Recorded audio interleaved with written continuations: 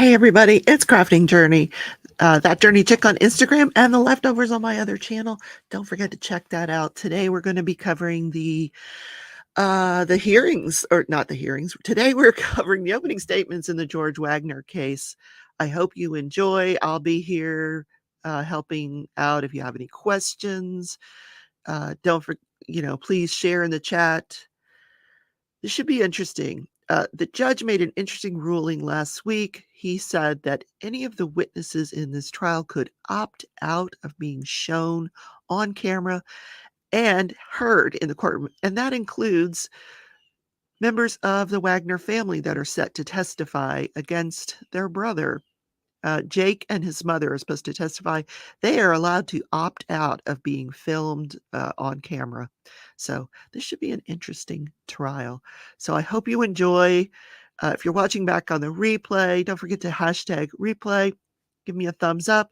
This is designed so you can sit and craft while you listen to the opening statements, and I hope you do enjoy. Let's see if we can, let's see what's going on. Right now we got a black screen. So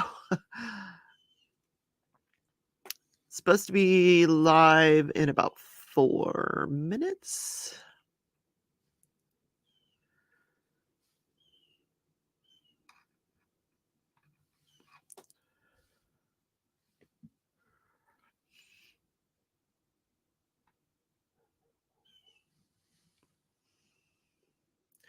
Right now we just have a black screen. And this is the Law and Crime Network feed.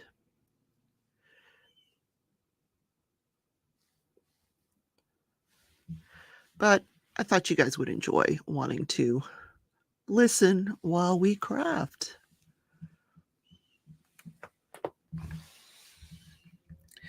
Those, if you actually go to the Law and Crime Network, they have a chat as well, but that chat gets really, really crowded and not such an intimate setting. So I am working on a diamond painting. I'm almost done with it. This is part of an event that I'm doing called The Great Escape. And everybody's still in bed, apparently, but that's okay. I hope you guys are watching back on the replay. I'll be taking notes during this opening statement so I can do a little synopsis video later for everybody in case you just don't want to sit through these openings. And I certainly understand because it sometimes can be incredibly boring. George Wagner is charged with the murder of 8 family members of the Rhoden and Gilly family.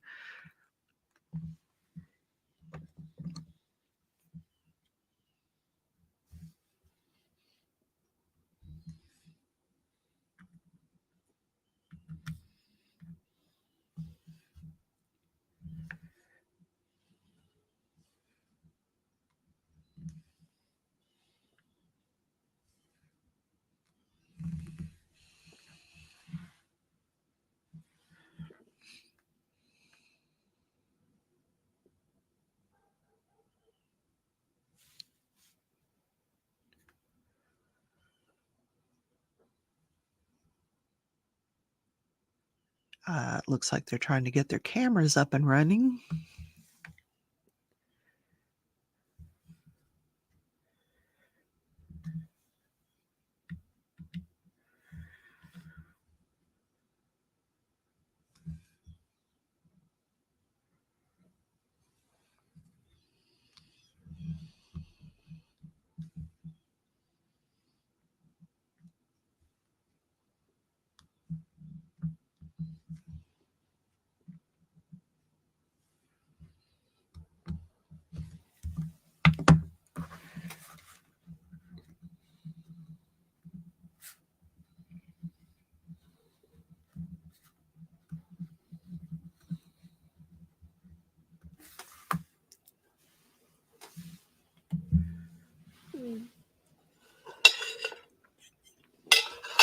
Go get your coffee. You guys got time. Looks like we got a few minutes till this thing gets rolling. These courtrooms never start on time, unfortunately. All right, are we going to get a live feed here? Let's look.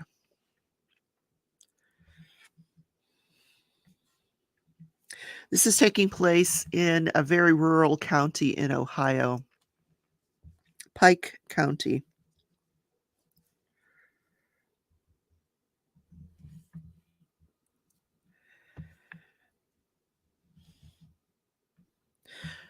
The murders actually happened at the foot of the Appalachians, very, very back country, not a very affluent area.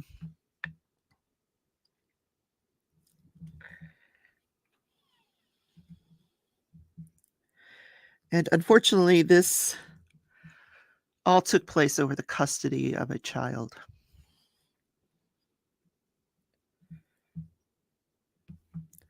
And I'm happy to say none of the children of these families were harmed.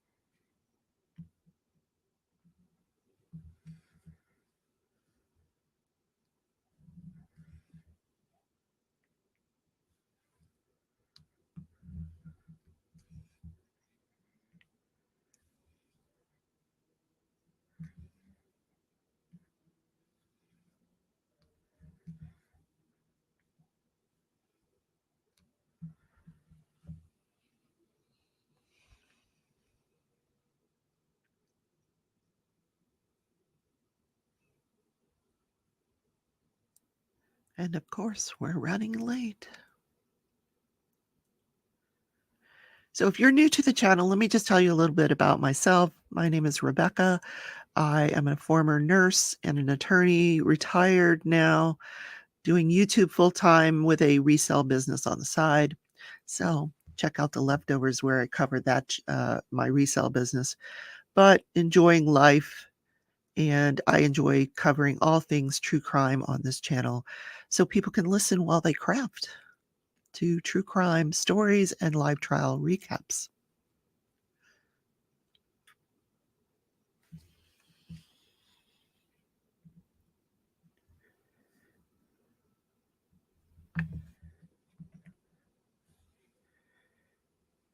Might be a little too early in the morning for crafting. I'm still drinking my coffee. I'm on Central Time, so it was really early for me.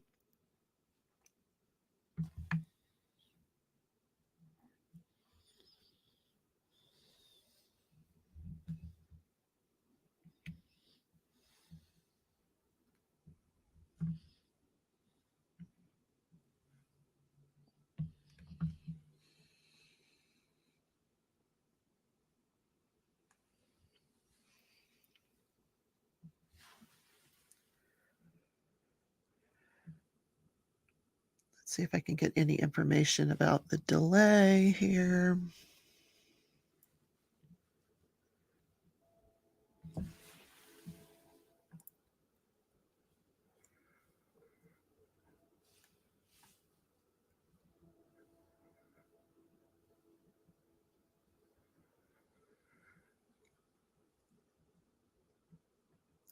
Looking up the moderators. They usually, there's a moderators in their chat that keep everybody posted. Looks like everything's running smoothly, so we're just waiting for the court to get started.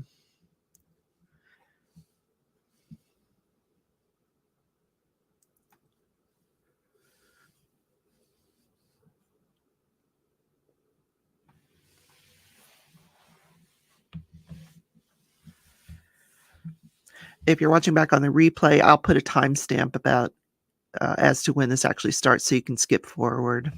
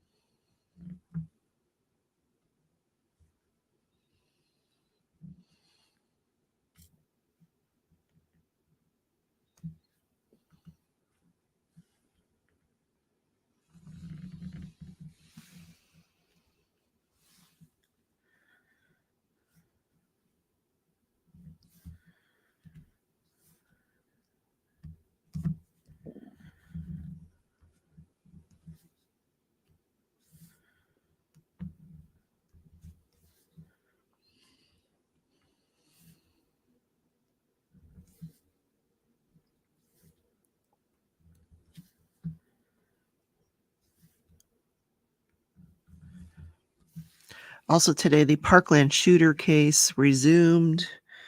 The defense is still presenting their case. They had a week off last week, so they are resuming this morning as well.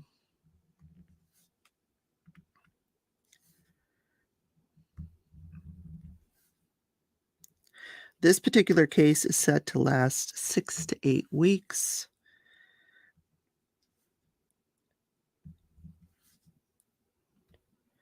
Last week, it was supposed to start, and there was a courtroom staff member that was ill, so they were not able to start.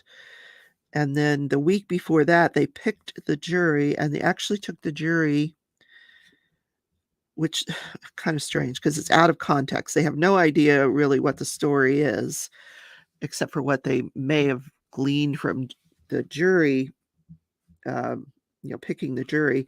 But they went on a jury view of all the different sites.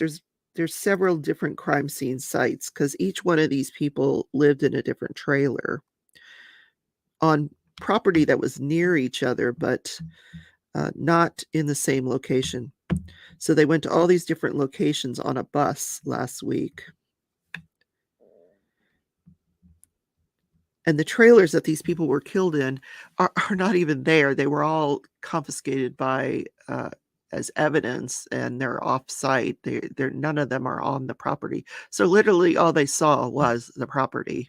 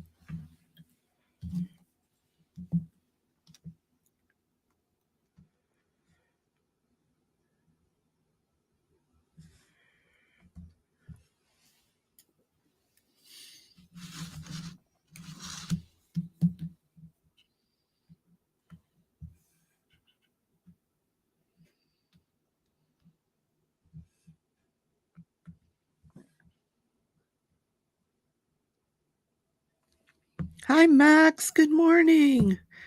Yeah, they were scheduled to start at 8 a.m., and we're waiting for them to get underway. As usual, the court is not running on time. So we're sitting here. I'm just doing some crafting. I'm on Central Time, so I got up early for this. How you doing? Not sure we'll have much of a turnout given the time of day, but maybe people will watch back on the replay.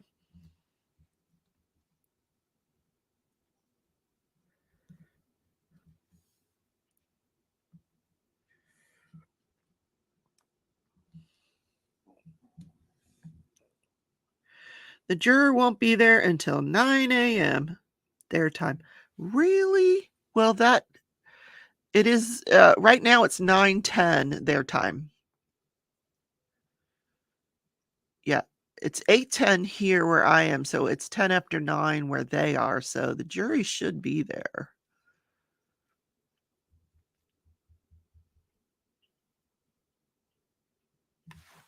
Let me go back and look at the chat real quick.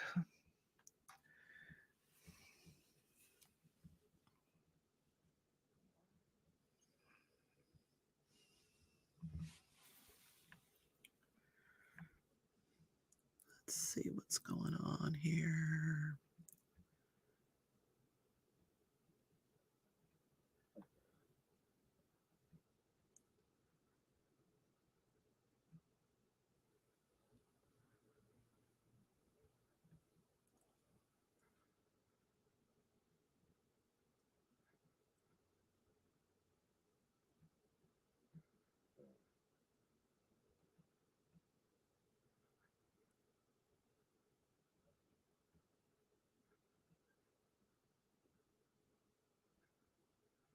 Yeah, they're just surmising that everybody's running late.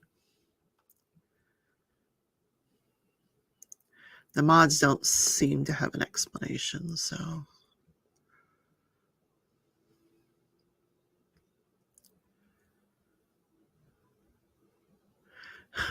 Someone in their chat said, "Are we reading the Bible?" Oh, that's funny. Jury wasn't scheduled to arrive until 9 a.m. They still need to be brought upstairs, make sure everyone is accounted for, etc. We don't expect George Wagner IV to start on time. Of course not. That's from Twitter. Yeah. But we can sit and why I can't talk today. I haven't had my coffee. I'm still drinking coffee. Yeah, we'll sit and wait for it to start. Yeah. They're saying that the cruise starts in 20 minutes, but that's never on time either. Never on time. Yeah. On crime Twitter, we don't expect to start on time. Of course not. Oh my goodness. Okay. I should go get some breakfast. Anyway, we'll wait.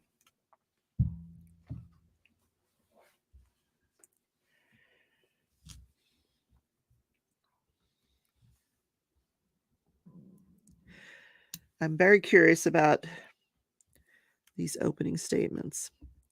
I mentioned this at the beginning of the live, but last week the court made a ruling about the media. Each witness will be allowed to opt out of being filmed, and if they opt out, they can opt out being filmed and being heard, and that would include testimony of his brother Jake and his mother Angela when they come in to testify against him. They can also opt out of being seen and heard, in which case we'll just have to get our news from reporters that are inside the courtroom. I hope not each witness will be given that that option to opt out. I'm hoping that they want to be seen on camera. Now, some people probably don't, but anyway.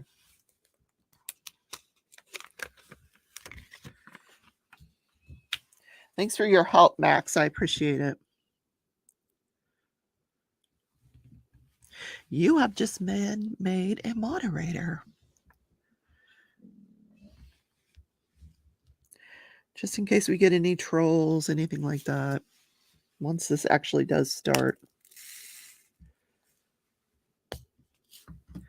I'm getting this painting done. Yay, I'm finally in the home stretch. Yeah, the Parkland shooter is back on. They haven't started yet either. They're scheduled to start here in 15 minutes or so, and they never run on time. Looking for a different pen here. Some of these pens I haven't used in a while. Let's switch them out.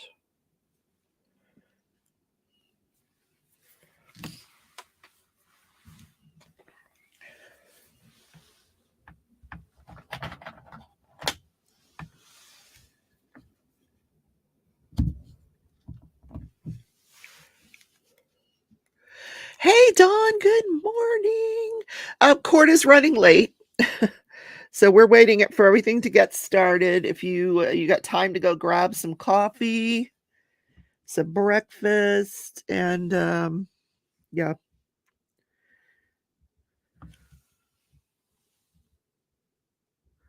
Thanks for joining in, though. So last night I downloaded that game and I played it for, I don't know, probably a couple of hours. At first I thought, oh, this is, I'm not sure I'm into this, but it kind of trapped me. So I, after the opening statements today, I'm going to figure out how to stream that game so I can stream it for you guys tonight because I think that'll be fun. Need a little break from the crime.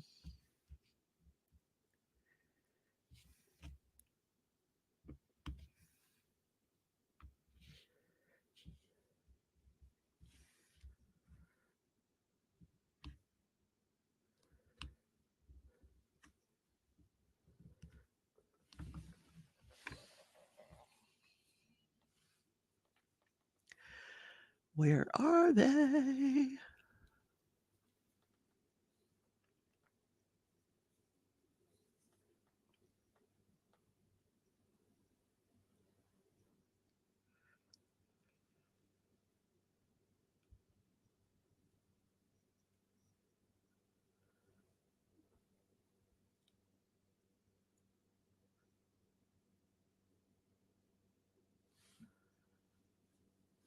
Someone is mowing their lawn this morning. Oh my god, when I went out this morning, it was I actually almost went back in to get a sweater. It was that cool out. So nice.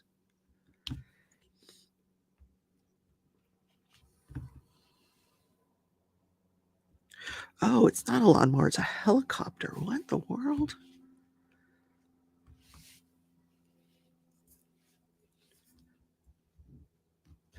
Oh, I forgot how much I liked this pen. I haven't used it in so long.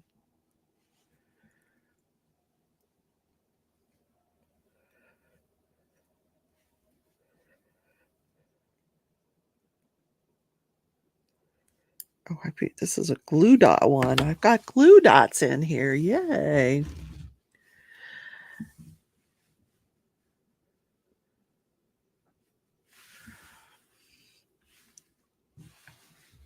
So I was busy this weekend organizing the craftathon for next weekend, trying to get some of the spots filled in.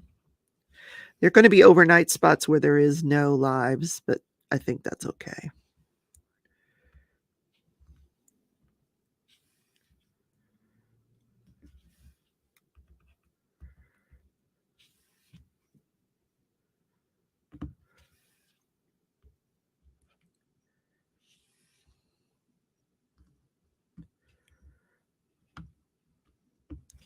I was trying to remember where I got this pen. I think this pen came from, this was a gift from, oh gosh, I'm drawing a blank today.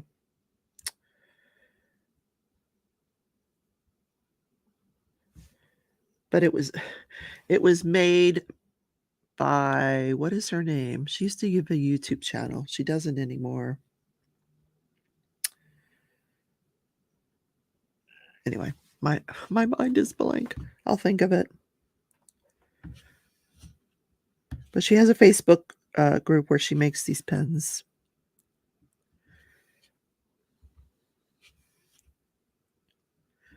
Oh, Patriotic Beauty. Remember Patriotic Beauty? She made this pen. Yeah. And it was a gift. I don't know if that's what she calls her Facebook group. I think so. She went full time to turning pens.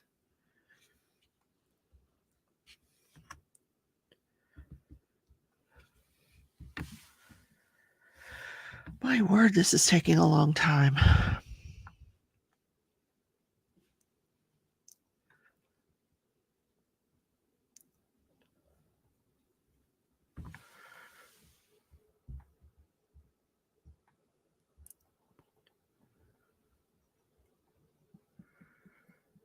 The mods are not saying anything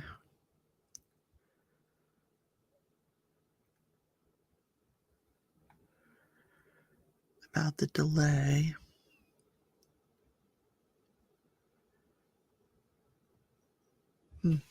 Okay. I'm going to go get a breakfast. Be right back.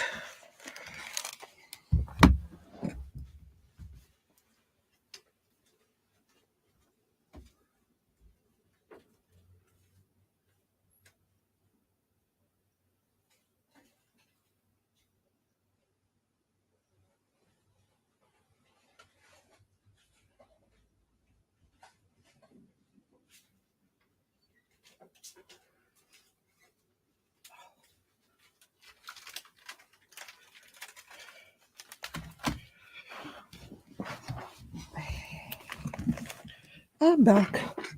I just grabbed some Velveeta.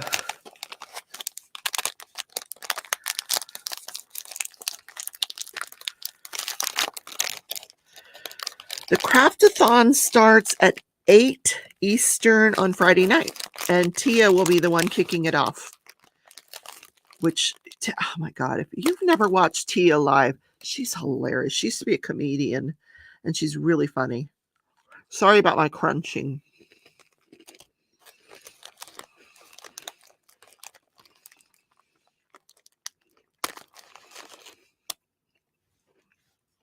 But we got some really, really good people doing lives. Wow. And it's all different crafts this year. One person's even going to do an hour of how to, she's going to talk about planners, which I ordered my planner for next year.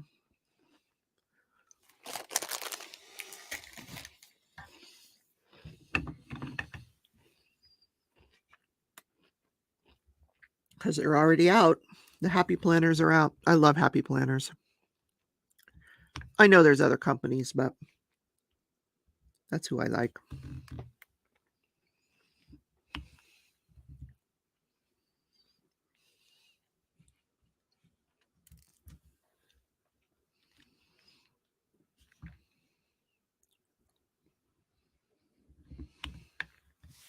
Trying to finish up this canvas this week so I can go back to my dog canvas.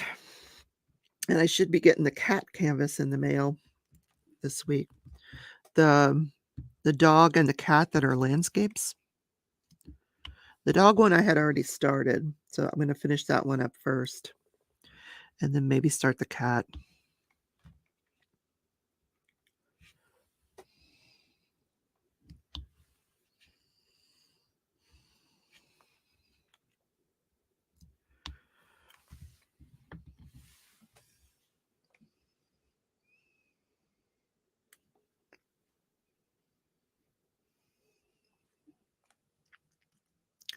Wonder why the delay here.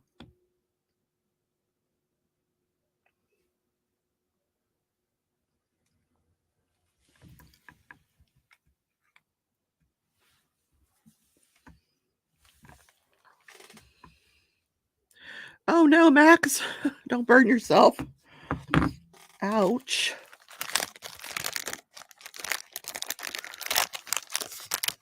You don't want to do that.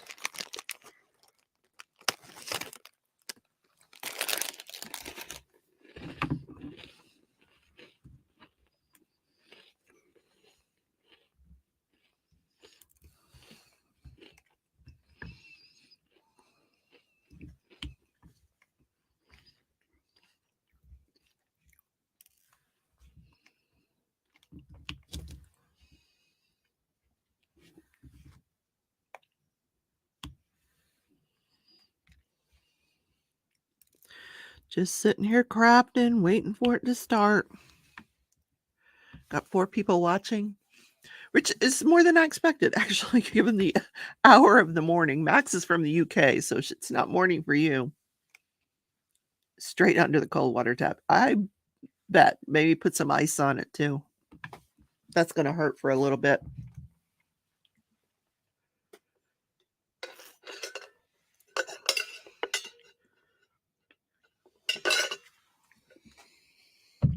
My coffee's nice and hot.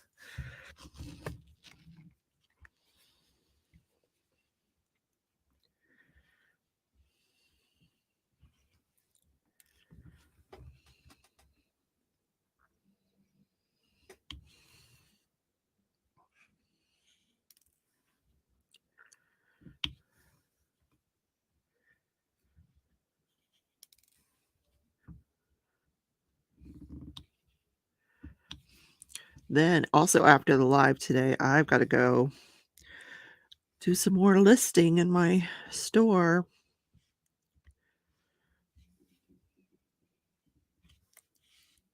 And I had a sale over the weekend, so I got to get that boxed up and shipped.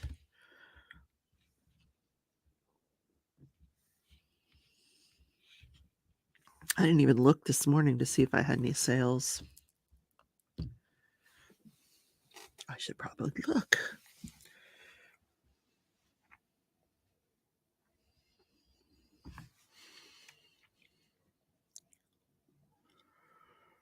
Nope, not today.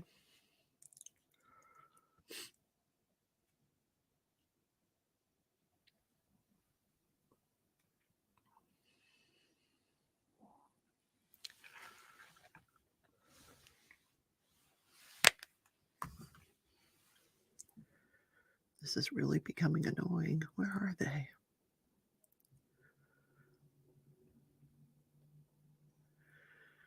Yeah, when this is over, I'm going to edit this video so that it starts at the right time. It's so annoying.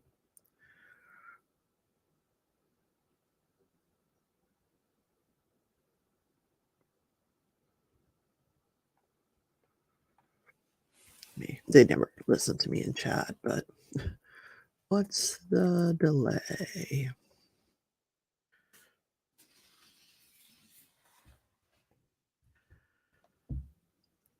Oh, a third live trial tomorrow with opening statements. Alex Jones. Oh, we get to see Alex Jones again. Oh, I'm going to cover that. That starts tomorrow. Do you guys want to see the opening statements and Alex Jones tomorrow?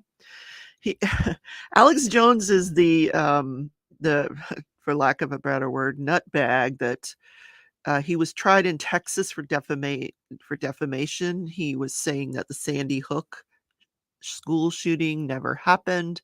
He was a YouTuber. He's been banned from YouTube, but he has his own platform online. And now he's being sued by a different family in Connecticut, and that starts tomorrow. Oh, yeah, it's gonna be good for a laugh. Yeah, because sometimes he shows up in court, sometimes he doesn't. So, I may get up early tomorrow and cover that just for, giggles. Yeah, like you said, giggles. I'm loving this full-time YouTubing thing. It's really fun. And, I get to be with my friends and watch the trials. Yeah, man, he's not gonna have any money left by the time these families all get done suing him. Wow. Now, he's got a different attorney for the Connecticut case because they have to be a member of the bar in the state where he's being sued.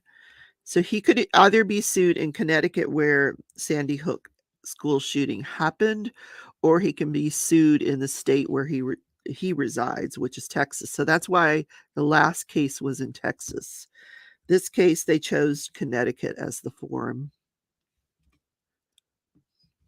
And from what I understand, it's a very no-nonsense judge, so it should be interesting.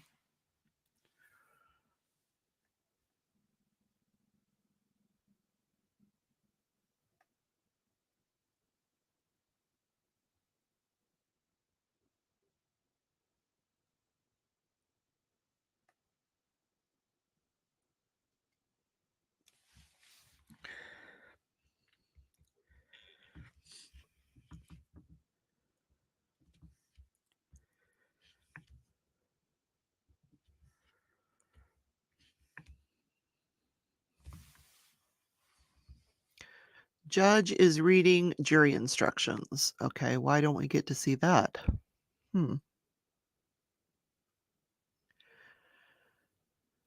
This judge is not letting very much of this trial be shown, which is weird.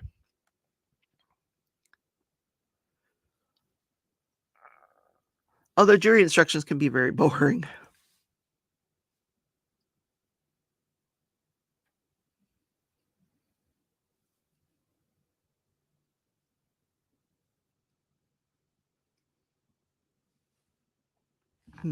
Judge is reading jury instructions. Okay.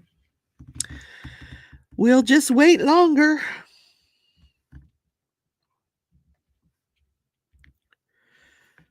This is why I'm glad we're crafters. We have something to do while we wait.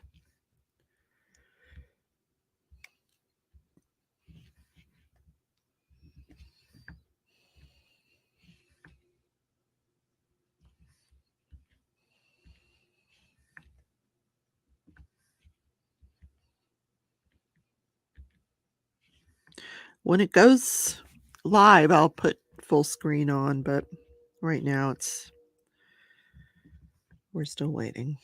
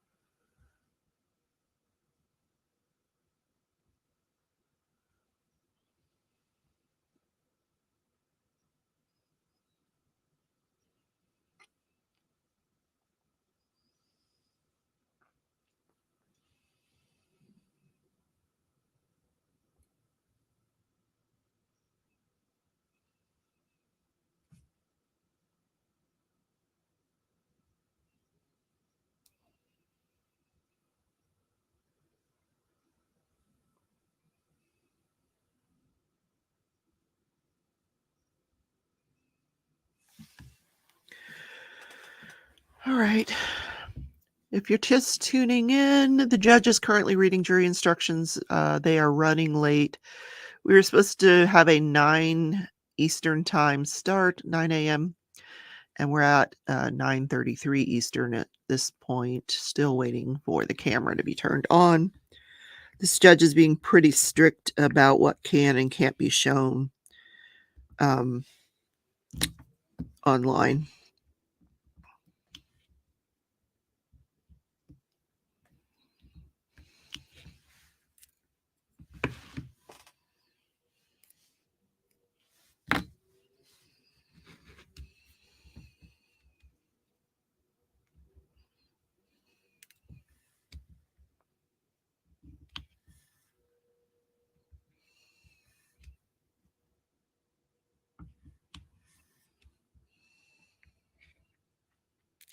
I might finish this painting before they get started. Nah, that would be funny.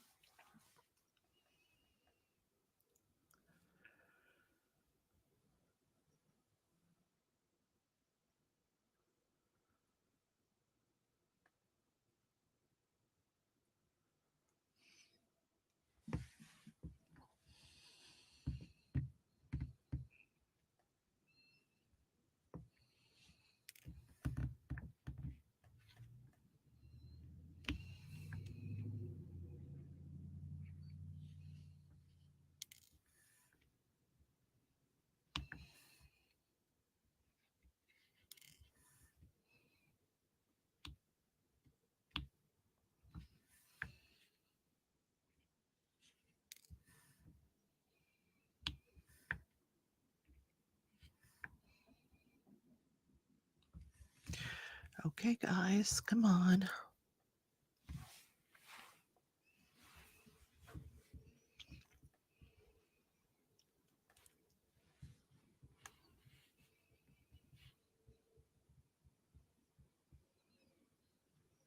Did I get the free pattern of the Queen from Hayes? No. What? Let me go look. Max, are you kidding? There was an amigurumi crochet pattern. I'm like, nope, I'm going to pass because I do not do amigurumi. No. It's a little itty bitty queen, like about this tall. No. Okay, let me go to Heaven and Earth. Heaven. And I haven't been to their website in a long time. Heaven and Earth. Designs.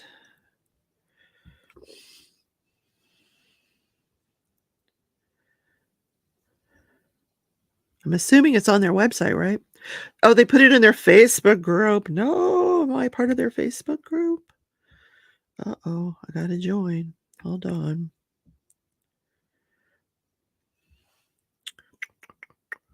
All right, groups.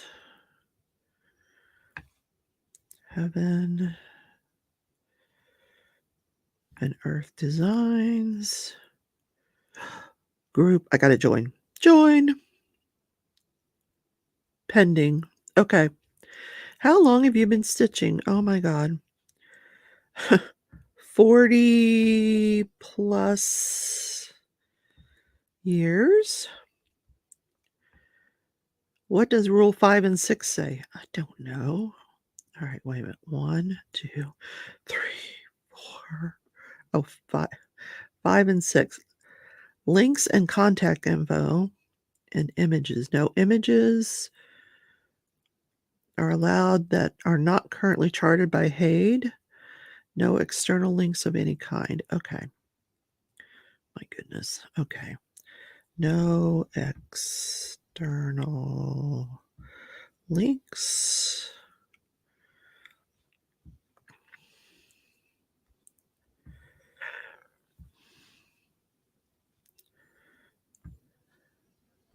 And no images other than HAED. Okay. Yes. I agree to the group rules. Submit. Okay. When I get joined, I'll try to get that pattern. Oh my God, I'm excited. That's cool.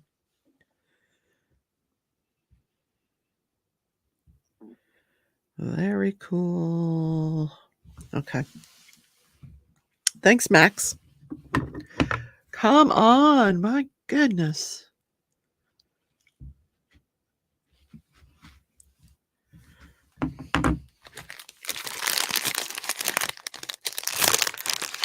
Well, we lost a couple people because they want to wait. I don't blame them.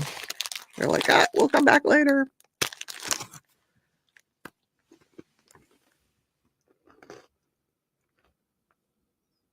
Happening now. Prosecution opening statement by Angie. Where is it?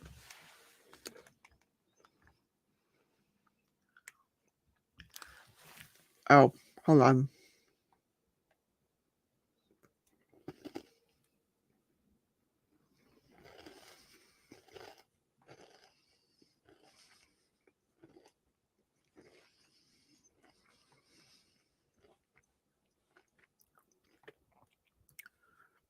Okay, we're going to get to the beginning of this. This is my fault. All right. It would be very useful to you as jurors in understanding the evidence as it's presented. Now, the prosecuting attorney, if here we go. Prepared to go forward at this time, may begin your opening statement. Yes, sir. Thank you.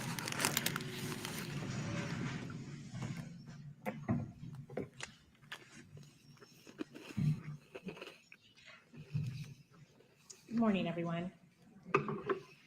I'm going to start this with an apology because I think we owe you an apology, and also, again, gratitude for your patience throughout this process. We've tried to warn you that it can be a long process, and you guys persevered regardless of those warnings. But starting back in July, when you showed up at the gymnasium and filled out, a 20-page questionnaire, and then showed up for individual questioning, and then again for general questioning, and then literally weathered a jury review, a 2-day jury review where it was kind of hot on that bus, I think. And then the delay. We sincerely apologize for the delay that happened. None of us wanted that to happen. Obviously, we have 6 alternate jurors in case something happens to one of you original 12, but we don't have that ability if something happens. So again, I apologize for that. We all would have liked to have started this last week, especially when the jury view was still fresh in your mind. Especially, it would be nice to be sitting here saying we have 1 week under our belt for the 6 to 8 week trial, right? But again, our apologies for that and our gratitude for you to continue persevering. Also, thanking you in advance for the amount of patience that you're going to have to show over the next 6 to 8 weeks. We will be trying to streamline this as much as possible. So, we will try not to call 12 witnesses if we can do it with 2 or whatever the case may be. One of the things that you might see us doing is calling a witness more than once. And we're doing that because we want to present this case to you in a chronological fashion so that it makes sense. So for instance, our ballistics expert, for instance, did some work at the beginning of the case and then very at the tail end and some in the middle, right?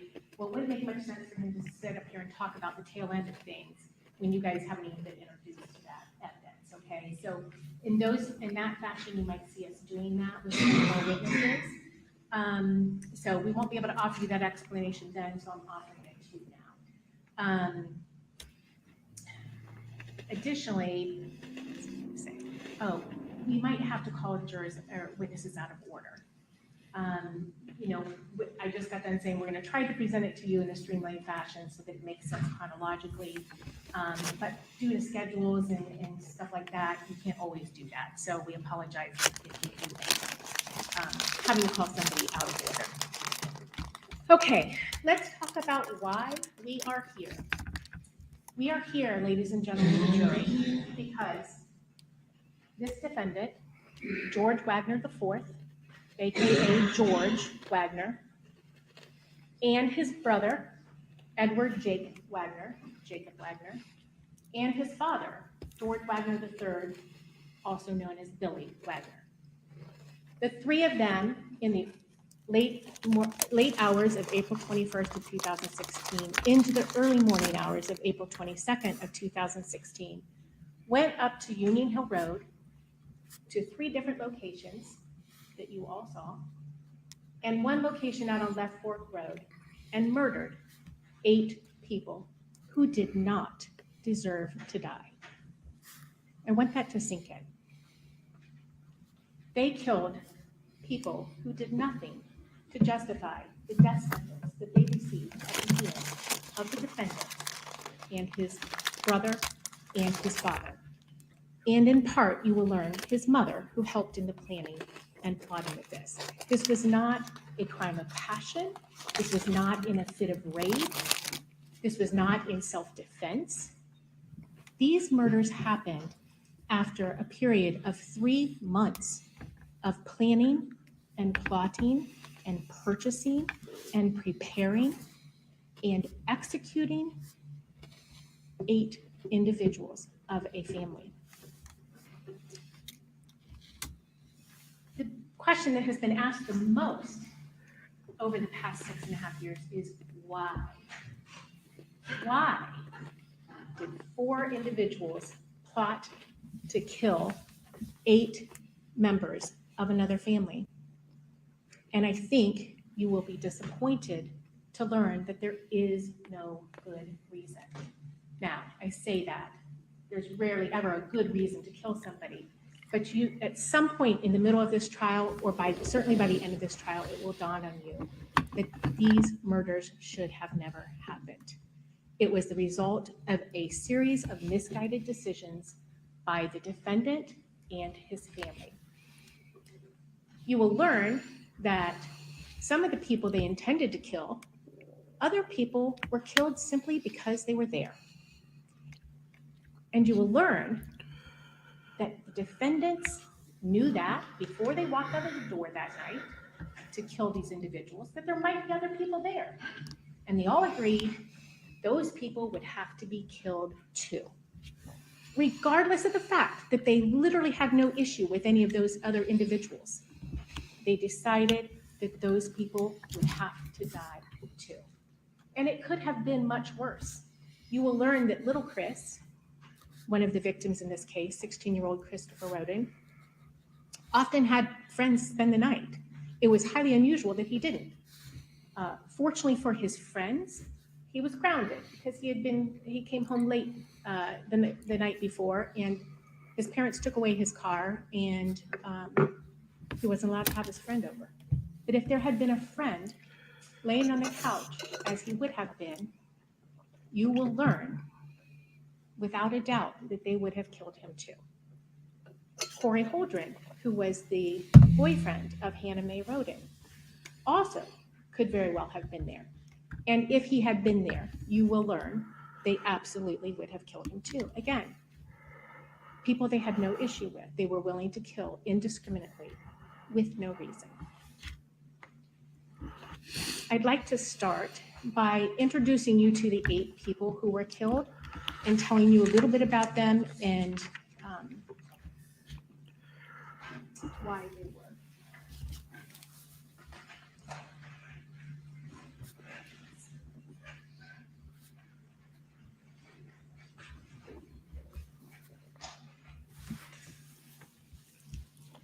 Okay, these are the 8 individuals who were killed, like I said, late night, April 21st. Can you not see?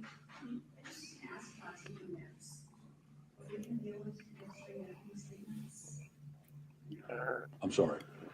The jury is asking if they can take notes during openings. Yes.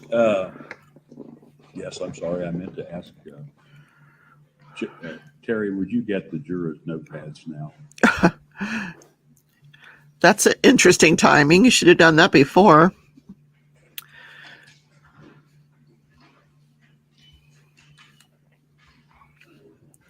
If you're just joining us, we just started opening statements. You haven't missed much, just the introduction, and she's now just going to go introduce each of the victims and tell us a little bit about each one of them after the jury gets notebooks to take notes on.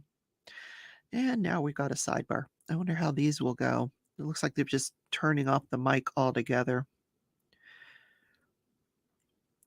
This is a very small county. They don't have all the fancy equipment that we see in some of the other trials.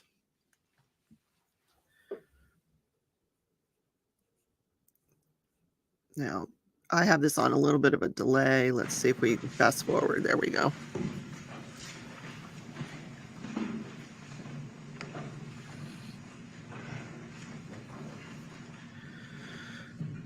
So welcome, everybody. Good morning. Get your coffee and enjoy the opening statements.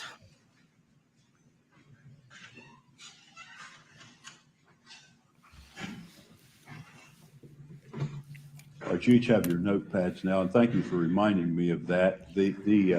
And you may certainly take notes during opening statements. Again, I just remind you that the opening statements of each attorney are not in and of themselves evidence, but are designed to help you understand the evidence as it's presented.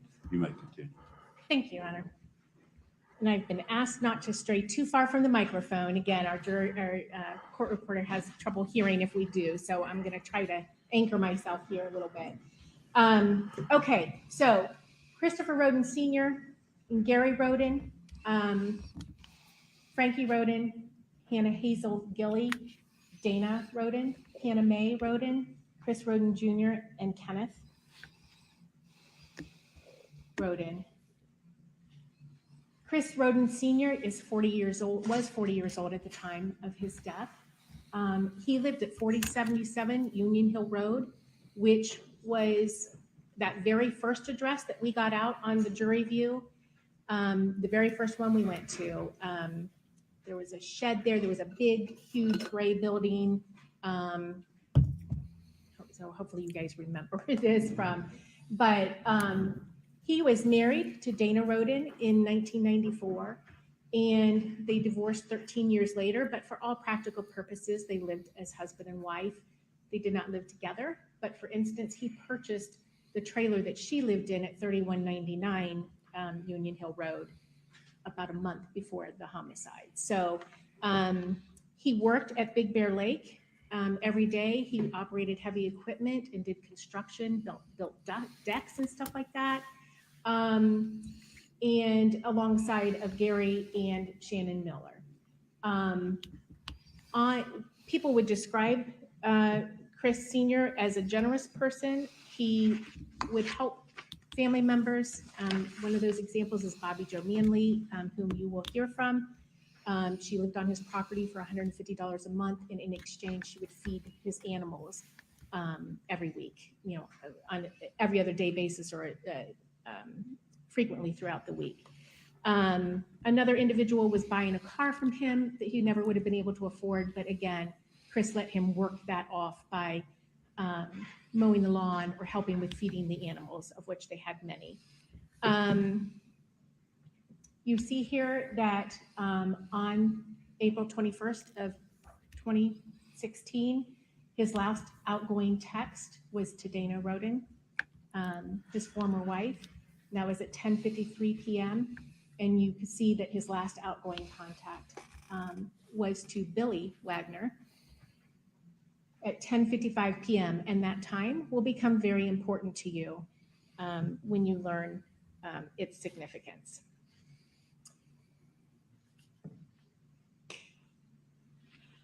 Gary Rhoden was 38 years old at the time he was killed. He lived with Christopher Rhoden on occasion. He was from Kentucky, but he would come and stay with his cousin, and in so doing, he would work at Big Bear Lake and help make a living. So he worked alongside Christopher Rhoden Sr., and he was last seen at 8:30 p.m. by another individual there at both at his residence and down at 3122 Union Hill Road.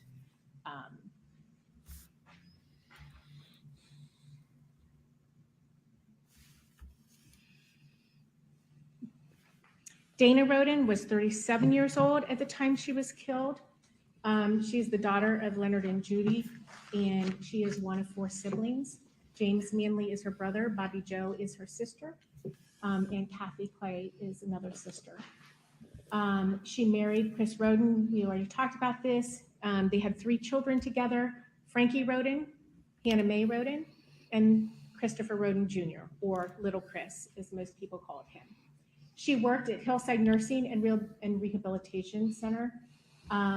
She pulled a double shift on April 21st of 2016. She started around 8 o'clock in the morning, and she worked until a little bit after 11 p.m. And she was last seen on video surveillance at the People's One Stop, and she was seen having a conversation with her friend and coworker, Angela Pease, around from 11:15 to 11:30 p.m. And the last outgoing contact was a series of text messages to her former husband that were unanswered. And she definitely relished in her role as grandmother. Even Angela Wagner would say that the grandchildren adored her. She would have cookouts and do other fun things for them when she had them.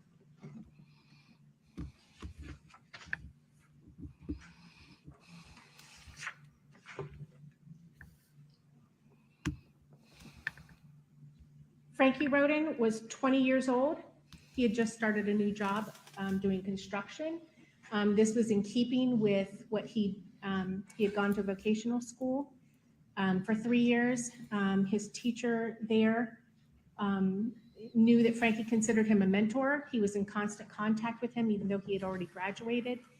And the teacher knew that Frankie had just started this job. Again, that was in keeping with the skills that he learned at school. He had 2 children, 2 sons. One was Clarence Brentley, is what he went by.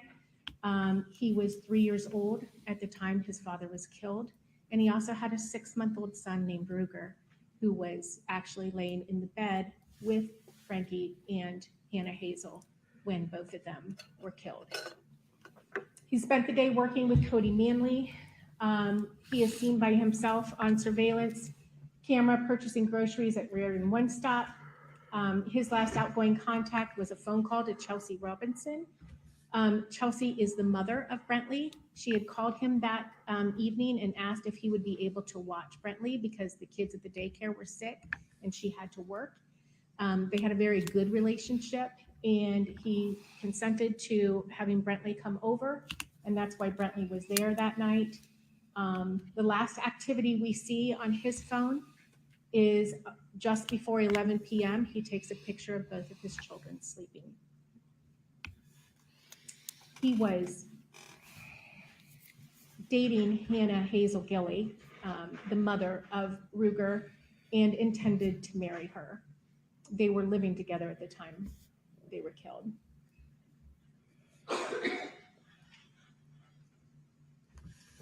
Hannah Gilley was also 20 years old when she was killed. She is the daughter of Andrea Carter and Ray Gilley, engaged to Frankie Rhoden, had a son. One son, who was her first child, 6 months old. She was nursing him. She was not working at the time. She was simply providing care to their child. And she had been at that residence since the day before. And her last outgoing contact was to her sister at just before 1 a.m.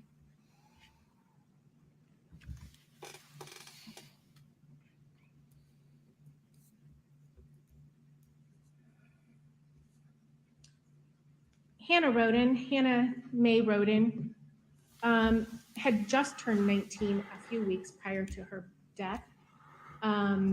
She resided at 3122 Union Hill Road. I guess I should back up. Frankie and Hazel lived at 4099, no, doing that wrong, 4199 Union Hill Road. If you recall, we had you walk from one location to the other, and you kind of went through a, it was mowed grass, but then stuff on the side, and you were asked to kind of look around as you traveled that direction. Because Frankie and Hazel lived, it's approximately a half a mile from the front doorstep of Chris Sr. To that second place where there was only a porch left, but that's where Frankie and Hazel lived.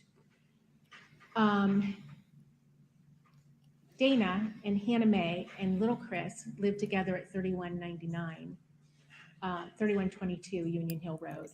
And they had just moved there approximately a month prior to that, a little less than a month prior to that.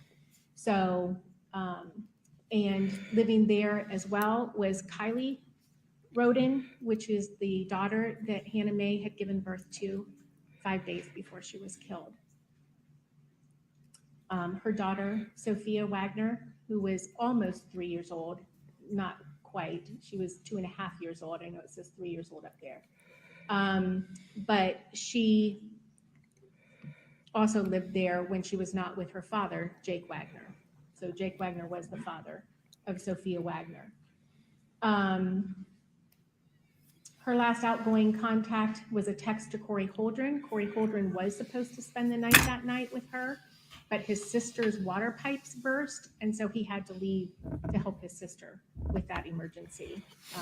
Otherwise, he also would have been there. And lastly, Chris Rhoden Jr. also lived there at that residence with his mother and his sister. Again, he had just been grounded because he had been out late. He was dating a girl at the time of the homicides. He was a freshman in high school. He had just got his driver's license a few months prior. And his last outgoing contact was a Snapchat just before midnight to Brandy Taylor.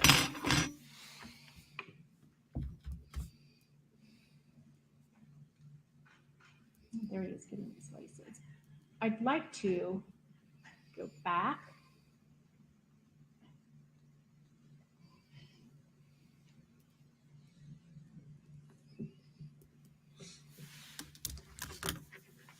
So you will learn that Chris Rhoden Sr. was one of the intended targets of the Wagners, And you will learn that's because he was the patriarch of the family, and they considered basically that if they kind of got rid of him, that the structure of the family would fall.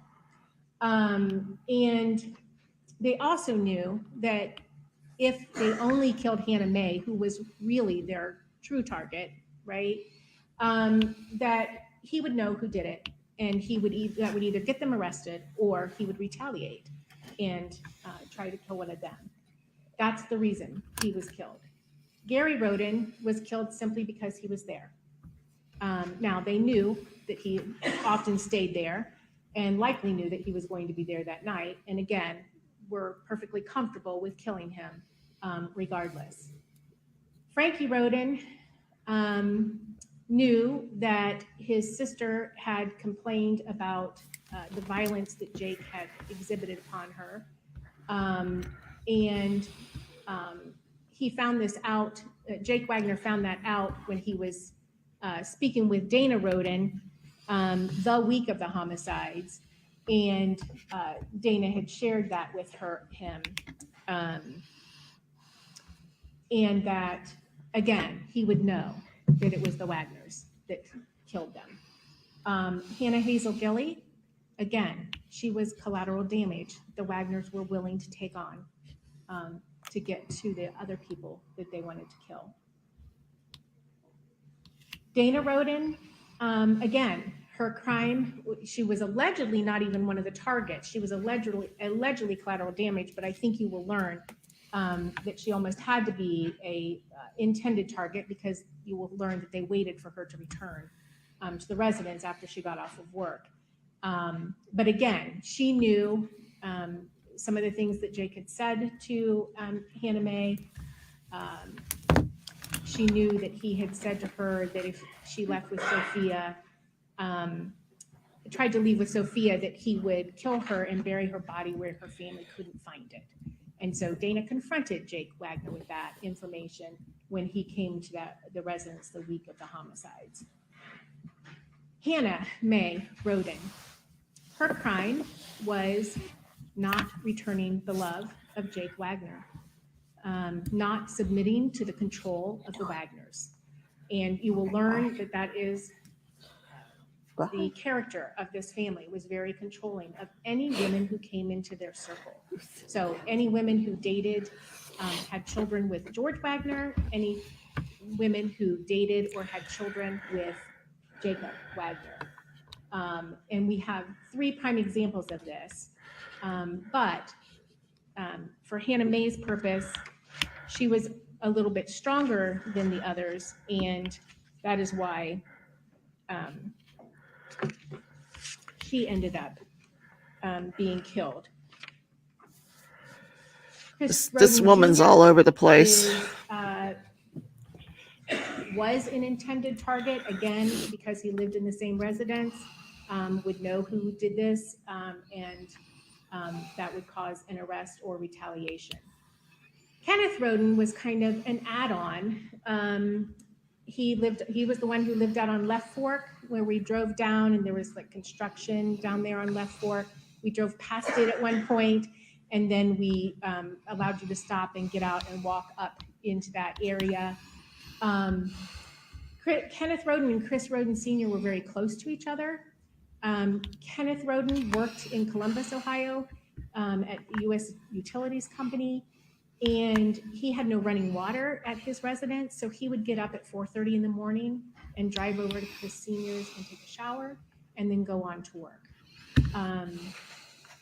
And there had been prior occasions where Chris Rhoden had been hurt, and Kenneth retaliated on his behalf. So the Wagners very much knew that about Kenneth, and so they decided that he had to be killed because, again, he would know who it was, and he also knew that the Wagners were going to be there that night, so he knew they had to kill him.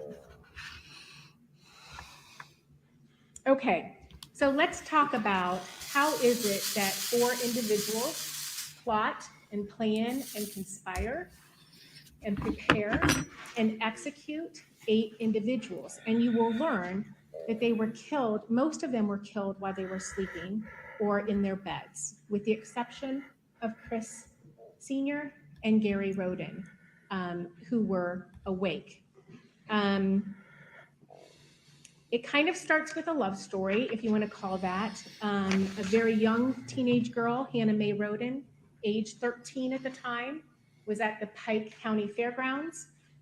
She participated in 4-H, and she had bunnies, and somebody introduced her to Jacob, who was almost 18 at that time, and she kept asking him to look at her bunnies or pet her bunnies. Jake will tell you that he was annoyed initially, but then on a second chance meeting, they started dating, if you can date at age 13. That was in August of 2010.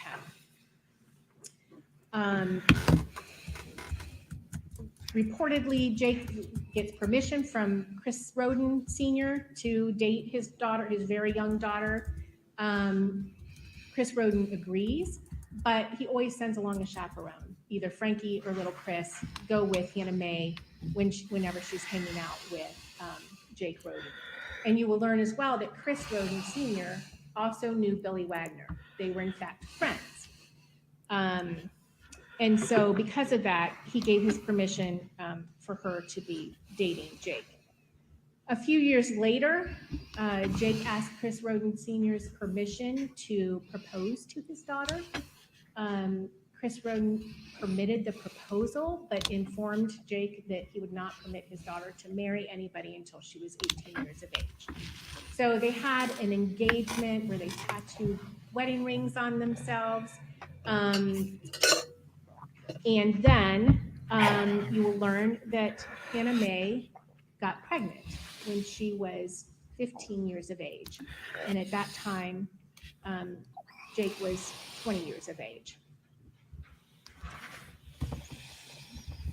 It was during the pregnancy that we see the first signs of trouble.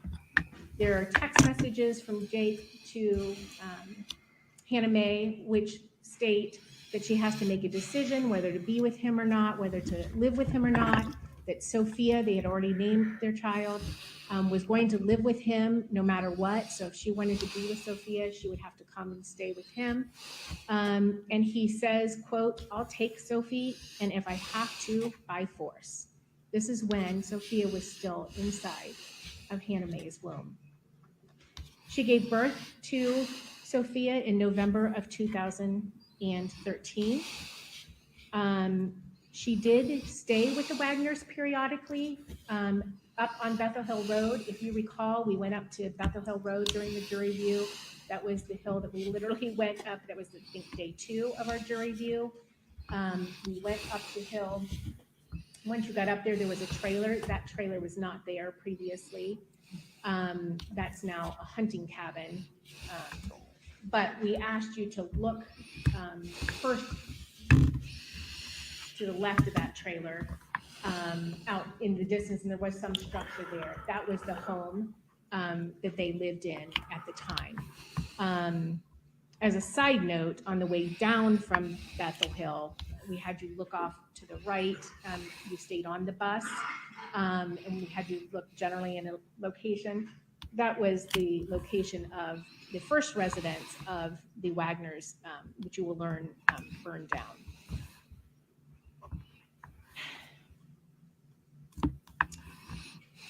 Ultimately, the Wagners moved to Peterson Road, 260 Peterson Road. That was the location. It was a red house. It had a pool, a standing pool outside. It had 2 barns we had to go through. We had to look at a well. We had to look at a cistern inside one of the barns, if you recall that. That pool was not there when the Wagners lived there. That's something that the new owners have improved on the property. Likewise, there was, I think, a deck on the cabin right by the pool that they had put on. So there were some things that were different, but for the most part, structurally, it was the same. So Hannah Mae lived with Jake and George and Angela at 260 Peterson Road. You will learn that when they were on Bethel Hill, Billy lived with them. But once they moved to Peterson Road, it was only Jake and George and Angela Wagner. And Tabitha Wagner, who was George's spouse, they got married in 2012. And she lived there, as well as Hannah Mae would stay there sometimes. Sometimes she would go home to her family.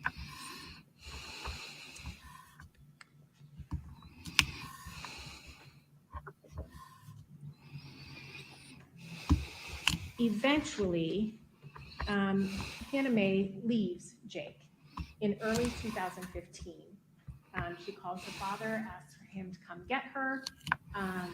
Jake had choked her, and she just could not handle the controlling nature of not just Jake, but also the family.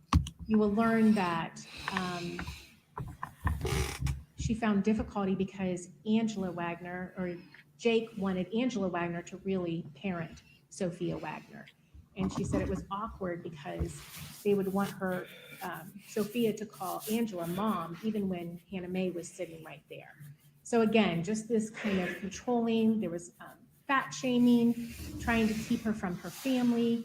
And you will see that they also did these sorts of things to Tabitha Wagner, and later to the wife of Jake Wagner.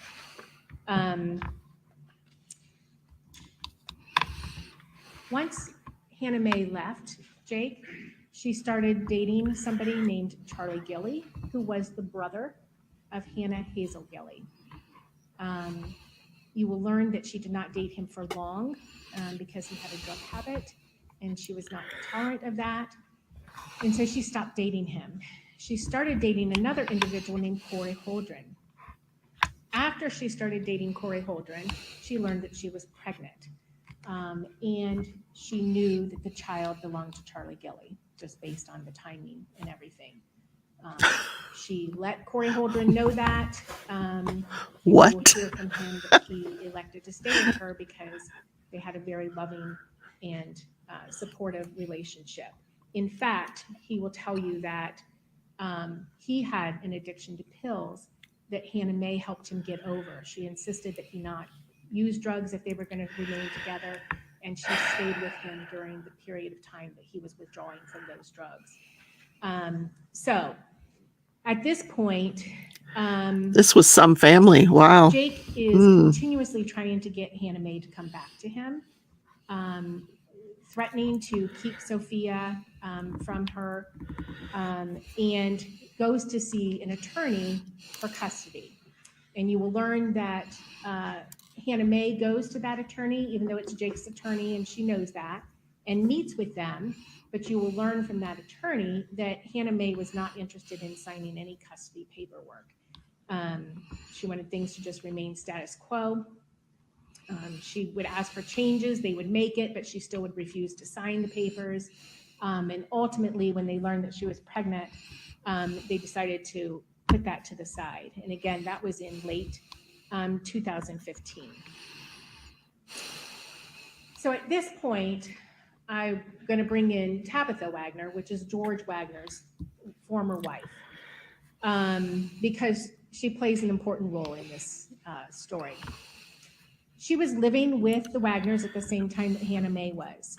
And you will learn that they engaged in the same cycle with Tabitha. She was not allowed to have contact with her family. She will tell you she had over a year where she had no contact with her family. And that was because the Wagners did not think her family were good people. There had been some abuse in the past, and they didn't want her even associating with her family. She will tell you that she was allowed to call her mother one time on her birthday, but they would stand there while she was making that phone call. They would accuse her of poisoning them with food. The Wagners would accuse Tabitha of doing that. They would accuse her of being abusive of Bullvine, which was the child that she and George Wagner had. And again, were very critical of her,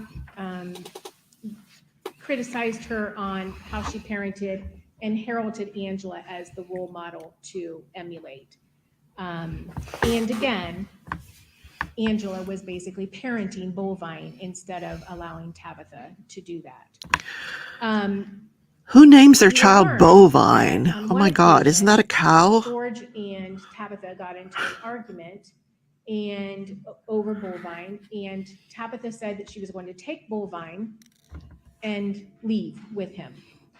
Angela took Bovine from her and made the comment that she was going to go get her gun. Angela said that. Tabitha fled from the residence. You will learn that Angela threw a 2x4 at her as she was exiting the residence. And Tabitha hid on the property until it was dark. And then she took a bicycle and she bicycled down to the gas station, the nearest gas station, which was at least a mile away. Simultaneously, the Wagners go out looking for her. And when they see her arrive at the gas station, they are worried that she's going to call the police and say that they threatened her and they, threw a 2x4 at her, etc. She was just calling her mom for help when that's what she did. She called her mom. But the Wagners, anticipating that she might be calling for law enforcement, the comment was made that whoever calls first is the one who gets the charges. You better call first, George, and report domestic violence against her, so that counteracts that. So that's what they did.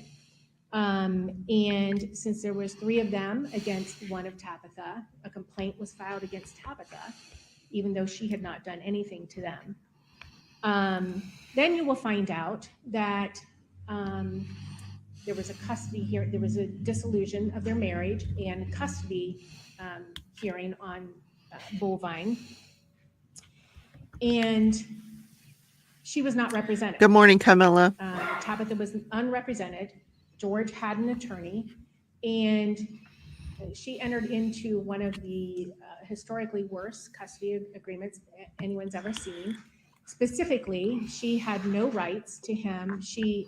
George had full custody, and she was permitted to see him only when the Wagner said so, and only supervised when they said so. So no set schedule for her to see this child, and only if and when the Wagner said so.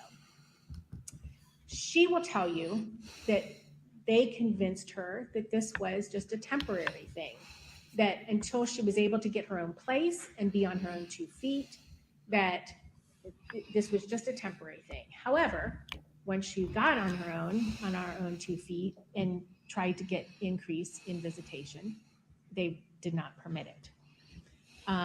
So she had to get an attorney. Again, this was in 2015, which becomes a very important time period.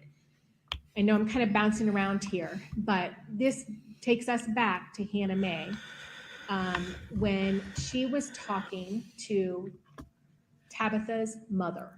Okay, Tabitha's mother is named Tess, Patricia, but she goes by Tess. She is having a private Facebook conversation.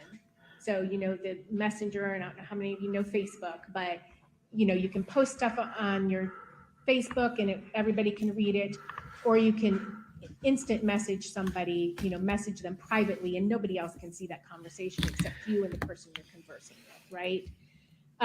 But they are talking about the Wagners and the custody issues that Jake and Hannah Mae are having.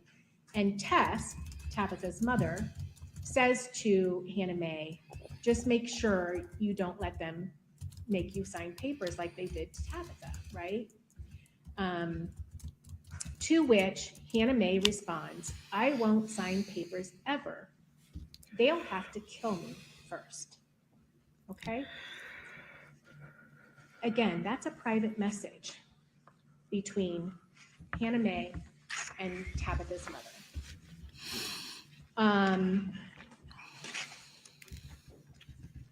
She is all over the place, this woman. That conversation happened on December 9th of 2015. She had left Jake early in 2015. That conversation happens December 9th of 2015 after they had already kind of exhausted the whole attorney thing. Just over 4 months later, Hannah Mae and 7 members of her family are dead. So let's go back to April 21st and April 22nd when these homicides occurred, and how we ended up here today in the courtroom with this defendant. You will learn that Bobby Jo Manley, I mentioned her earlier, she's the sister of Dana Rhoden. She was there coming to the property of Chris Rhoden Sr. to feed the animals that he had. He had numerous dogs. They had chickens, they had pigs, they had inside dogs, outside dogs. So she was there to do this, and she typically would get her daughter on the bus at 7 a.m. and arrive at Chris Sr.'s house around 7:30 a.m. when she went. She didn't go every day. She sometimes went with an individual named Billy Morgan. Billy Morgan and Emma Morgan were a married couple that lived with Billy Jo Manley at that time, or Bobby Jo Manley, sorry. And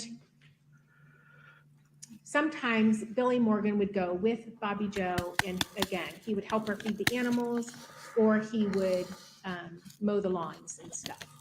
And they would keep track of their hours. There was a log inside Chris Sr.'s house where they would write down, Bobby Jo or Billy, and just that they were there. And then they got $20 a day to do these chores for Chris Sr. You will learn that typically Chris Sr. is not there when they arrive, because he gets up early and he's already on his way to Big Bear Lake where he works. So he's typically not there when they get there. Additionally, there are 2 dogs that are inside dogs, and they can only be let out one at a time. Otherwise, they fight and or run away. So anytime they let one of those inside dogs out, it's just one at a time. Well, Bobby Jo will tell you that on this particular morning, she and Billy and Emma Morgan drove up to that location. Emma Morgan doesn't normally go with them, but they were going to go into town after the chores were done at Chris Sr.'s house. So she was just kind of tagging along for the ride. When they got there, you will learn that they immediately thought something was amiss because Chris Sr.'s truck was still at the house. And both of the inside dogs were sitting outside of the house on the front porch. Billy went to go start feeding the animals. Bobby Jo goes up to the house to see what's going on with Chris, why the dogs are out, all that stuff. The door is locked. That's also unusual. The door is not usually locked. She knows where the key is, though. She can't reach it. It's in a gutter above the front door. She calls Billy over to help her because he's taller, and they retrieve the key and they enter the residence. They obviously were not prepared for what they saw when they entered that residence. Furniture was askew. You'll hear there was vice grips on the floor that normally are in Chris Sr.'s pocket. And there was blood, lots and lots of blood.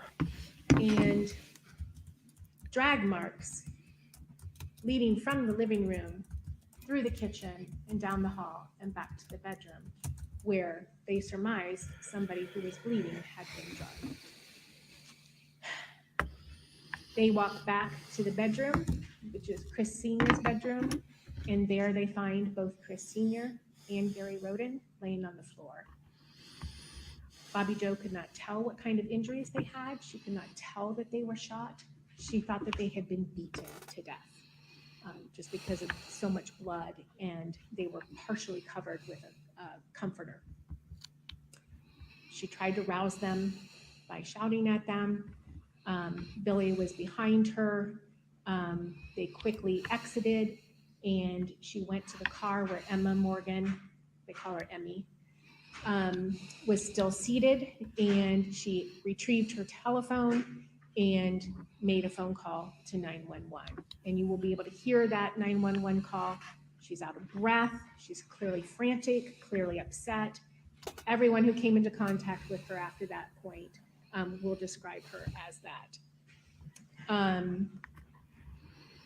after she calls 911, she will tell you, it sticks vividly in her head that she couldn't remember the address of Chris Sr. So she had to walk out to the mailbox to get the address for the dispatcher. She gets that address and gives it to the dispatcher. And in the meantime, she decides she's going to walk to Frankie's house to get his help and let him know what's happened to his father and to Gary. So she walks basically that same path that we walked on our jury view. And she gets to Frankie's house and she's knocking on the door and yelling for Frankie, and she's not getting an answer. She hears Brentley, the 3-year-old, answer from behind the door. And she says, "Hey, B," is what she called him. "It's Aunt JoJo. Can you open the door?" He opens the door for her. There's a chain lock that she recalls having to help get open. And she enters the residence and asks Brentley where his father is. And Brentley points down the hallway and says, "Daddy has a lot of blood." She goes down to the bedroom, which is to the right when you enter the residence, and she finds both Frankie and Hannah Hazel laying in bed, clearly dead. Hannah Hazel apparently had been nursing Ruger at the time of her death because of the way the clothing was situated, and Ruger was still laying between them, covered in his parents' blood. Bobby Joe takes Ruger out of the bed. She says she couldn't help it. She didn't want him laying in their blood any longer. She gets both Ruger and Brentley, and she exits the residence. You will also learn that while she was walking to Frankie's house, Billy Morgan had gotten in the vehicle that they had arrived in and gone to get Dana Rhoden and Leonard and Judy Manley, who are the parents of Dana Rhoden and the parents of Bobby Joe Manley. Billy stopped at Dana's house, yelled for Dana, didn't get an answer, noticed the door was ajar, but decided to go on to Leonard and Judy's and get their help, get there and let them know what had happened to everybody. Leonard and Judy follow Billy Morgan back up to Frankie's house, and they also enter that residence, and along with James Manley. James Manley, again, is the brother of Dana Rhoden and the brother of Dana Rhoden and Bobby Joe Manley. He had not heard what had happened, but he saw Billy Morgan come to his parents' house and seemingly frantic, and his parents then rushing out afterwards and following Billy Morgan. And so he decided to get in his truck and follow and see what was wrong as well. When he saw what had happened to Frankie and Hazel, and Bobby Joe also told him then what had happened to Chris Sr. and Gary Rhoden, James decided to go down and tell his sister what has happened to her son and her former husband. When he gets there, he also notices that the door is ajar. He enters the residence. He knew that his sister had worked a double shift. They lived very close to one another. The Manleys, Leonard and Judy Manley, lived very close to where Dana Rhoden lived with Hannah Mae and Christopher. And he thought that maybe she was just sleeping, that she was, just really tired because she had worked a double shift and had worked late. He went back to her bedroom. She was covered up, so he didn't know if she was in the bed. He felt around in the bed until he could feel that her body was there. And he lifted the pillow that was covering her face and said that he could tell it was sticking to her face. And so he let it drop back down, knew that she was dead, and exited the residence. He will tell you that he heard Kylie, the 5-day-old baby, crying, but he could not bring himself to go back and see anything more.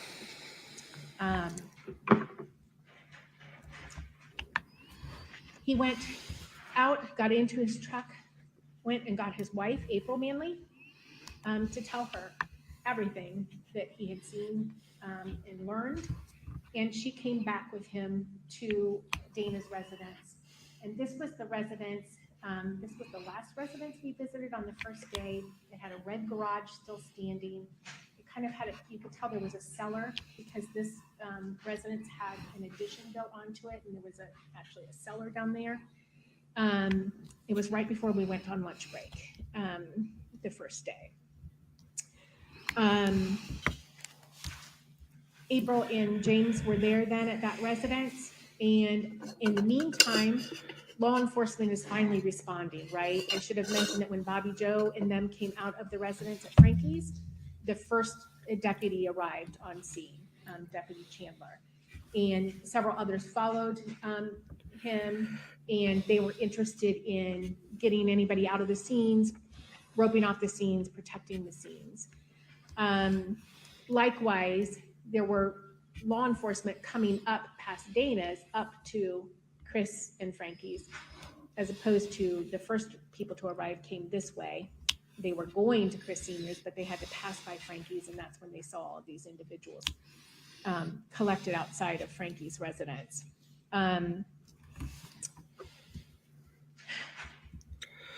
James Manley and April Manley flagged down the first law enforcement people that they saw passing the house. Those law enforcement again on their way to Chris Sr.'s house, not knowing that there was more individuals who had been killed at that location.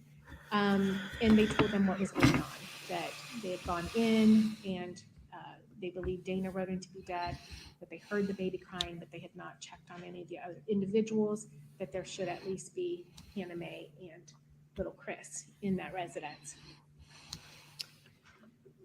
Officers started to try to clear the residence because nobody at this time knows if there's an active threat present in any of these residences.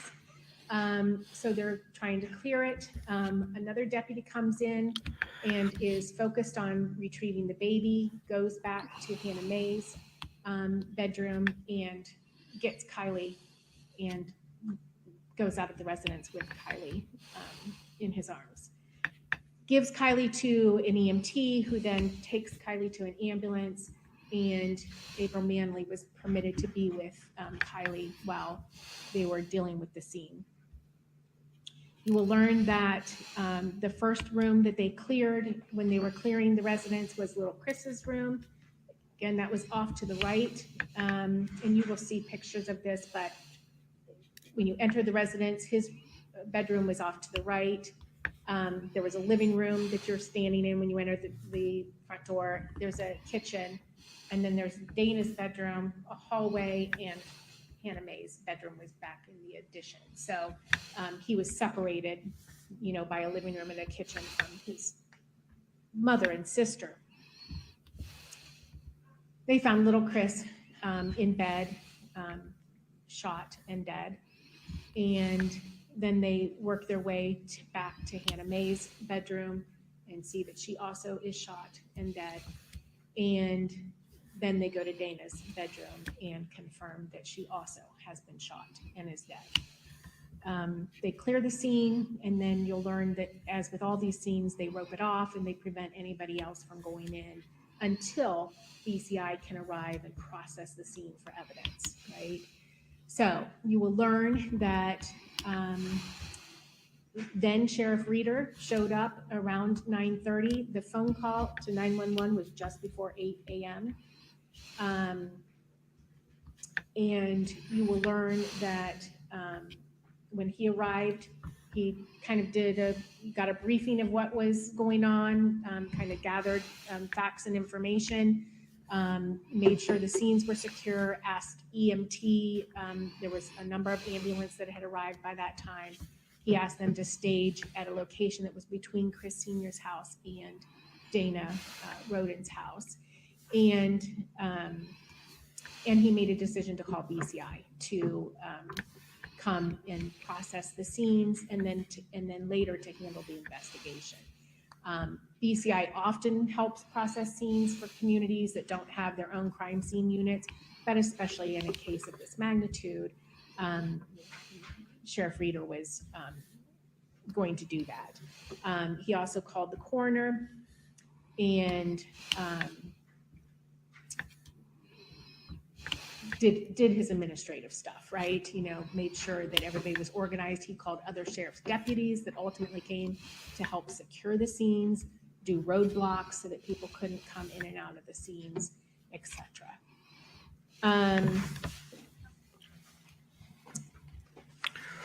The family of these people that were killed, of course, families calling family and everybody's being notified. They called Chelsea to come and get Brentley. She came and got Brentley. Kylie and Ruger were both transported to Adams County Regional Hospital just to be checked. And the family members of these individuals who were killed also started arriving on scene just to get some information or confirmation, or frankly, to be told that this wasn't happening. The sheriffs made a decision to relocate all of the victims' family to a church on Union Hill Road. It's across 32 on the other side of Union Hill Road.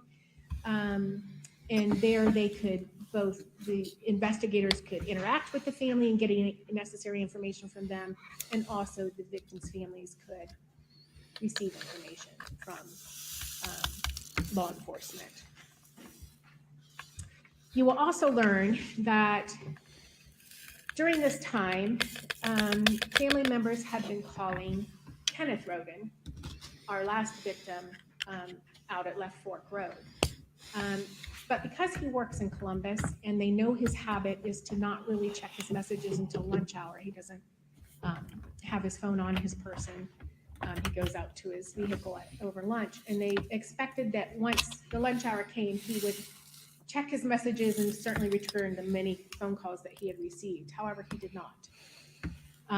And so some of the individuals that were at the church decided that they would go to Kenneth's house again to let him know what was happening. Where he's at Left Fork Road doesn't always have good cell phone service. Even he doesn't have good cell phone service out there. So they were hoping that that maybe was the explanation for why he was not receiving or returning phone calls. Donald Stone, Luke Rhoden, who is Kenneth's son, and Sean Watson, all three traveled out to that location. When they got there, again, called out for his dad. His dad didn't answer. Donald volunteered to go into the residence first, so Luke didn't have to. And they found Kenneth Rhoden also shot in bed where he had been laying sleeping. So they exited the residence and called 911, and local law enforcement responded to that. And again, same process of roping off the scenes and waiting for BCI to arrive. And BCI, we always assume people know our acronyms. That's the Bureau of Criminal Investigations. It's a part of the Attorney General's office at the time. It's Mike DeWine. BCI arrived. You'll learn from Sheriff Evans that in his time there, again, he was interested in securing the residences. He also was responsible for getting the search warrants so that BCI could in fact search the residences of these 4 crime scenes. He would let you know that approximately 1:30 in the afternoon is when they finally got their search warrants typed, approved, and back out to the scenes and delivered to the BCI agents that were already there, waiting for the search warrant so they could begin processing the scenes. So, and you'll also learn, I guess I should add this now too, that the coroners here don't do the autopsies, but they do respond when there's any unnatural death, and just responsible for kind of a cursory review in reaching a cursory cause of death. So the coroners that were responsible for this case was Dr. Kessler, who is the Pike County coroner, Dr. Farranet, who is a deputy coroner, and then an individual named Kenneth Dick from Adams County. He also helped. Again, kind of the call went out for as many people as possible to help on this. And there was actually a dispute as to whether this was Adams County or Pike County. And you will learn that the sheriff of Adams County and the sheriff of Pike County met and discussed. And the sheriff of Adams County was very certain that this was in Pike County. Apparently there are maps actually that show it both ways. So that's still kind of in dispute, but just as an aside. Okay, so again, Wow. you will hear from each of the crime scene individuals the crime scene agents who process the scene. There was usually one main one, and then usually another individual that would help that individual process the scene. They first start taking photographs of outside, and they work their way inside. They take pictures of everything as they find it before disturbing anything.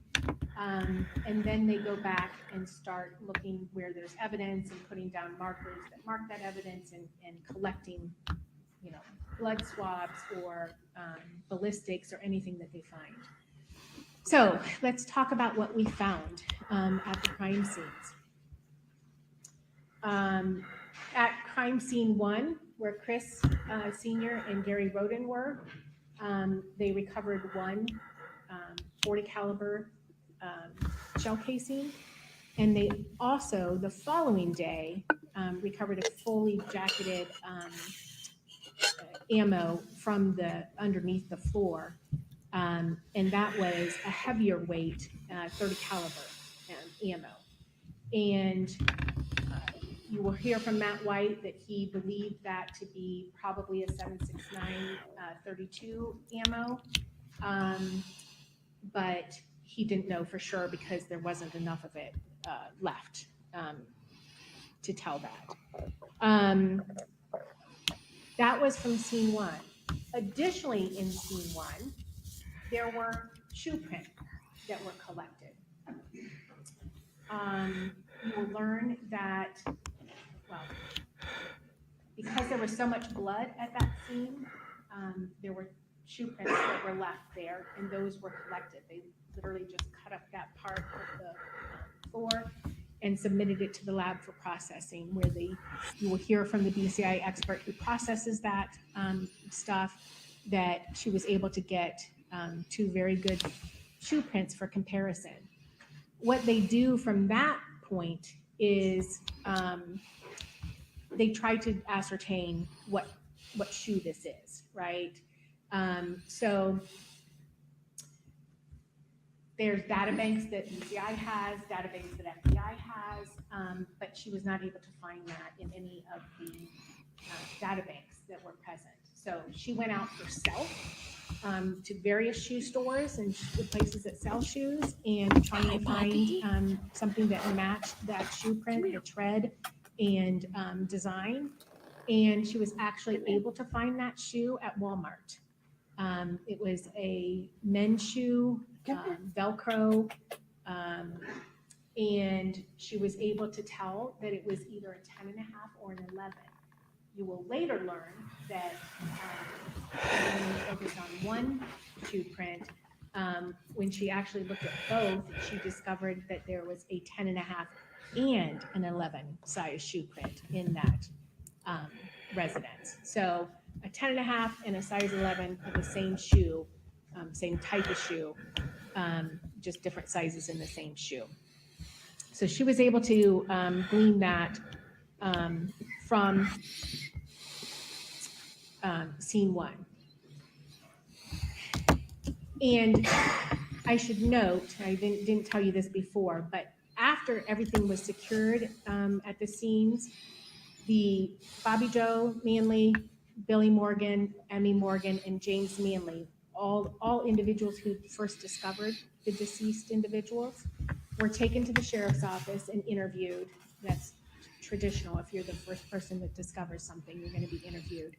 They also took their shoes, or in James Manley's case, took pictures of the shoes because he did not want to part with his boots. So we know that the shoe does not belong to any of those individuals. Okay, so that was the reason for doing that, is because they very quickly realized that there was this shoe evidence. You will hear from Matt White that the .40 caliber shell casing that was left at Chris Sr.'s residence. He believed it to belong to a Glock, and he believed it to be a third or fourth generation Glock. There was a shell casing, 40 caliber, recovered from Kenneth Rhoden's address as well. He was only shot one time, and the shell casing was still there, and those two matched. And when I say they matched, I don't mean they're just the same type of ammo. I mean they were fired from the same gun. Okay, they can tell by the impressions that are made when the bullet is fired through the gun. So they were able to tell that Chris Rhoden Sr., Gary Rhoden, and Kenneth Rhoden were all shot by the same 40 caliber Glock. As to Frankie and Hannah Hazel and Dana and Hannah Mae and little Chris, they found 22 shell casings, 22 caliber shell casings, rimfire shell casings at both Frankie's laying in the bed. Especially when they removed the body, they were able to find all these shell casings. There were 5 at Frankie and Hannah Hazel's, and there was only one single shell casing found at the residence where Dana and Hannah and little Chris lived, and that was underneath the crib in the room where Hannah Mae slept.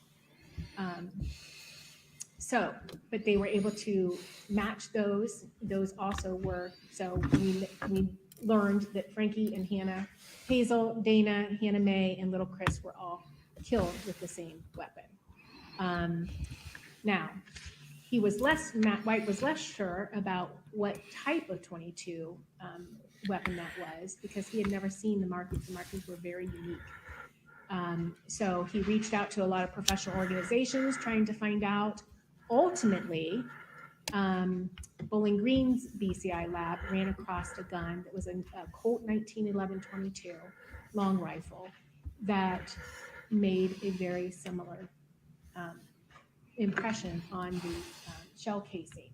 So Matt White compared those, and he said, yes, this is the same type of weapon. So he became certain, not the identical weapon, not the weapon, but the same type of weapon, because he talked to people in Germany who confirmed for him that Colt made that weapon, and the firing pin made a very unique, that very unique marking on the shell casing. So he was convinced that we were looking for a 1911-22 long rifle. So they also determined, based on the ammo and the injuries to Chris Rhoden Sr., he was shot. Again, he and Gary were the only two who were fully dressed and awake when this happened. You could tell that he had been standing in front of the doorway when he was first shot. He had wood embedded in his face and his head, and they could tell it was a high-powered rifle, like an AR or an SKS, and that would fit with the ammo that they found as well. So we're kind of just narrowing down what guns we're looking for and that sort of thing. Through ballistic evidence, Matt White is our firearms expert at BCI, and we now know that there were 3 weapons involved in the killing of these 8 individuals. The autopsies also confirmed those findings. The coroner will tell you, and the coroner is Dr. Lohman from Hamilton County Coroner's Office. She will tell you that the injuries she saw were consistent on the 5 that we believe were killed with the 22 of a smaller caliber weapon. She definitely felt that it had to be a high-powered rifle that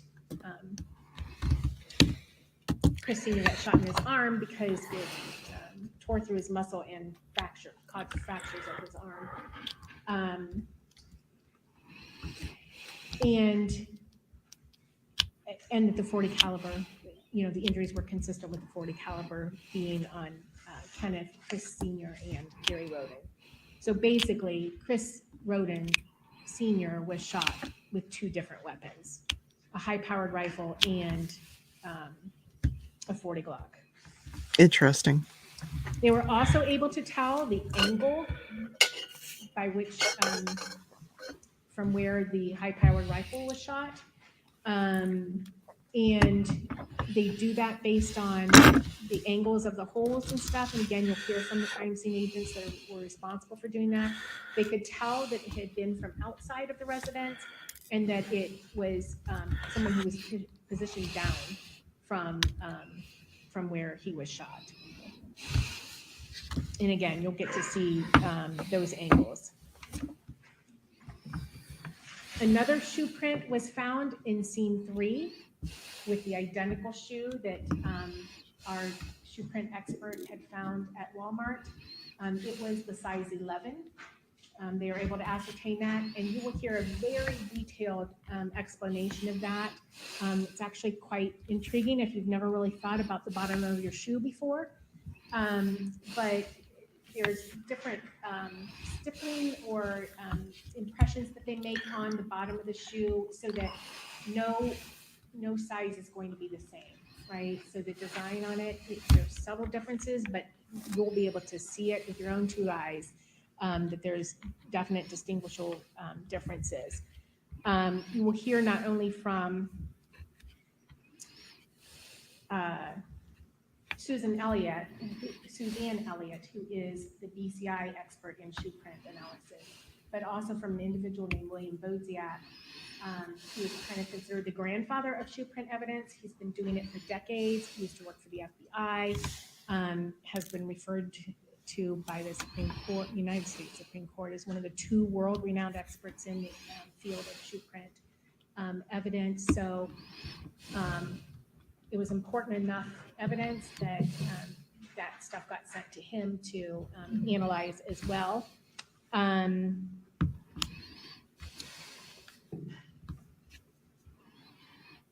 And he confirms everything that Suzanne Elliott determined, which is that there was a size 10.5 and a size 11 of this particular shoe inside scene 1, and a size 11 of the same shoe inside scene 3.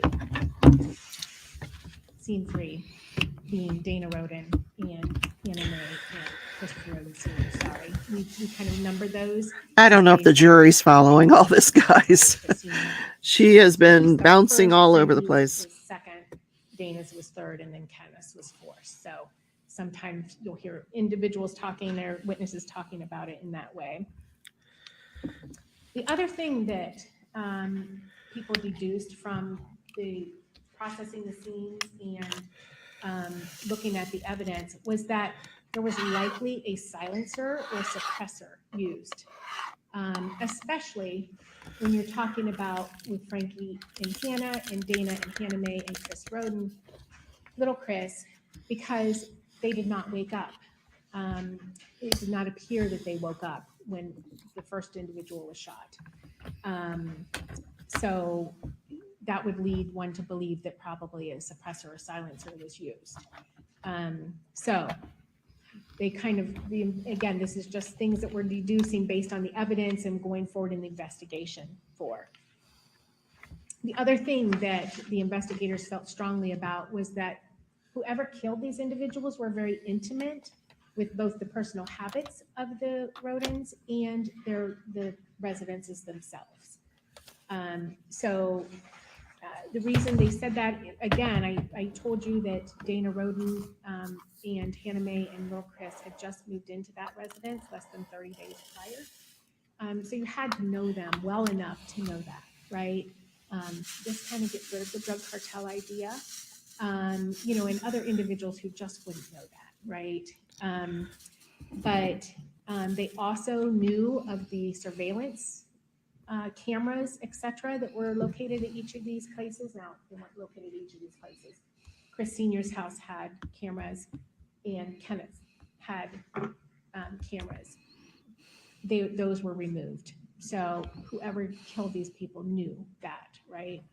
So again, that's what the initial just processing of the crime scene indicated to investigators.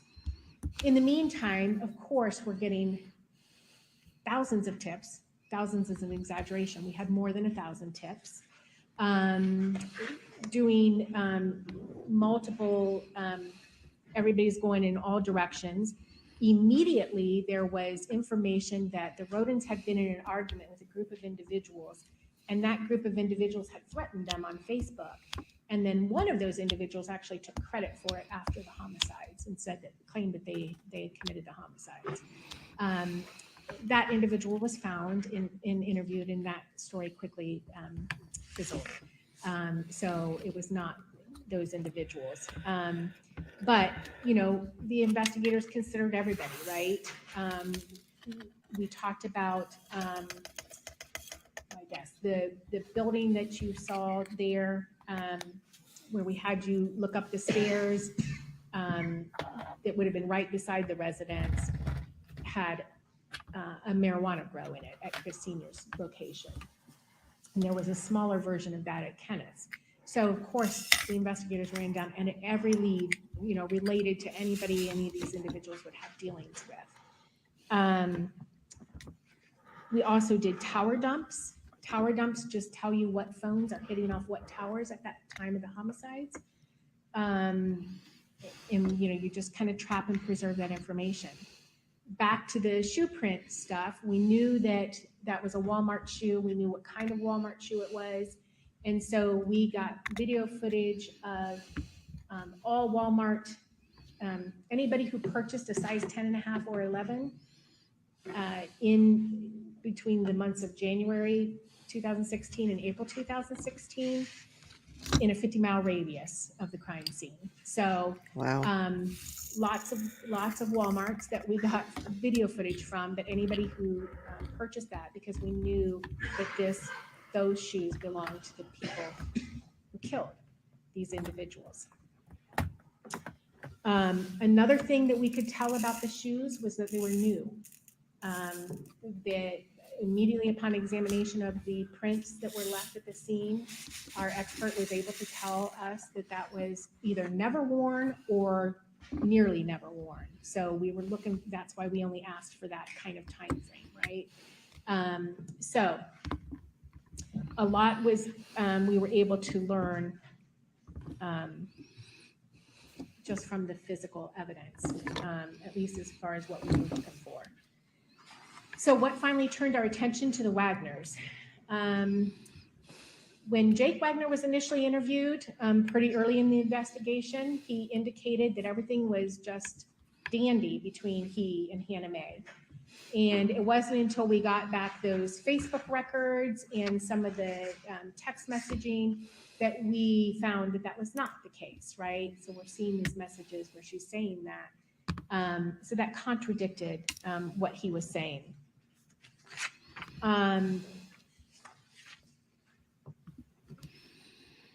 She was confronting him about being violent. We also saw that, you know, or the message between Tabitha's mom. Additionally, Billy Wagner was interviewed, and he indicated that we were asking everybody for their phones just to, you know, because they had interactions with the victims. We wanted to get their phones just to kind of see if we could piece anything together. And he indicated that he did not have the phone that he had at the time of the homicides because he kept trying to call Chris Sr. because Chris Sr. was his best friend. And after the homicides, he kept trying to call him, and he finally got frustrated and upset one day and broke his phone. Well, that was a good story, but it wasn't true because we have phone records that indicate he never once tried to call Chris Sr. And in fact, we had the phone calls to Billy Wagner at that 10:55 p.m.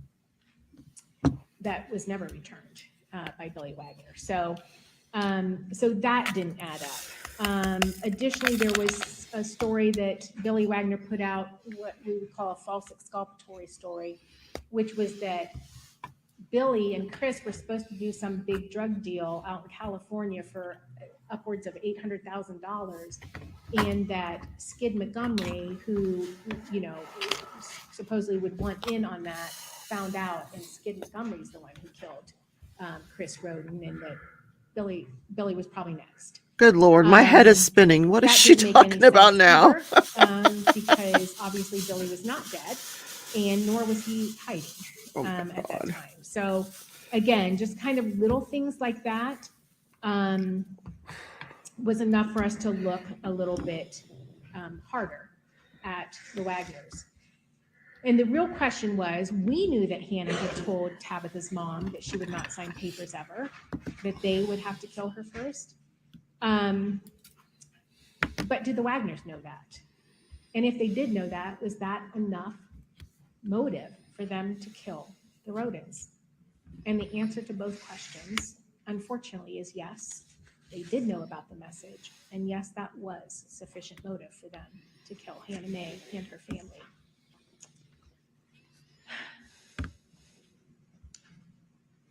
After we started focusing on the Wagners, we knew we needed to do some search warrants. Jake Wagner had been playing kind of dodge the ball with Special Agent Scheider as far as turning over his phone as well. He still had a phone, but he was not turning it over to us. So we decided we needed to get a search warrant for that phone to collect it from Jake Wagner. So upon serving that search warrant to Jake Wagner and getting his phone, this was right before they went to Alaska. They went to Alaska in May of 2017. And, he obviously had been turning the heat up on them, and they could tell that. I just indicated that Special Agent Scheider had been trying to get the phone from Jake and had been unable to do so. While he was there serving the search warrant for the phone upon Jake at 260 Peterson Road, Special Agent Scheider noticed shell casings, lots and lots of shell casings in the driveway. Now, again, 260 Peterson Road, when you walk up to the old barn, and then when you're kind of parallel to it, that's where he saw a lot of the shell casings. And we decided to get a search warrant for those, to collect those. In the event that any of them were the same or similar to what had been used at the crime scene. So we went out and executed that search warrant on the day that the Wagners actually left to go to Alaska, and found a shell casing that Matt White said was a match to the 22 caliber shell casings that were recovered from the crime scenes at Frankie's house and at Dana's house, as in fired from the same weapon, not just similar, but the actual gun that killed Dana and Hannah and little Chris and Frankie and Hannah Hazel had also been fired out at 260 Peterson Road. We returned the following day with more agents and the STAR team, and combed the area looking for any other shell casings. These shell casings were clearly weathered. They weren't recent. And we ended up with, I believe, 12 shell casings that were compared. There were many more, but there were 12 that were compared by Matt White to the 5 shell casings that we had from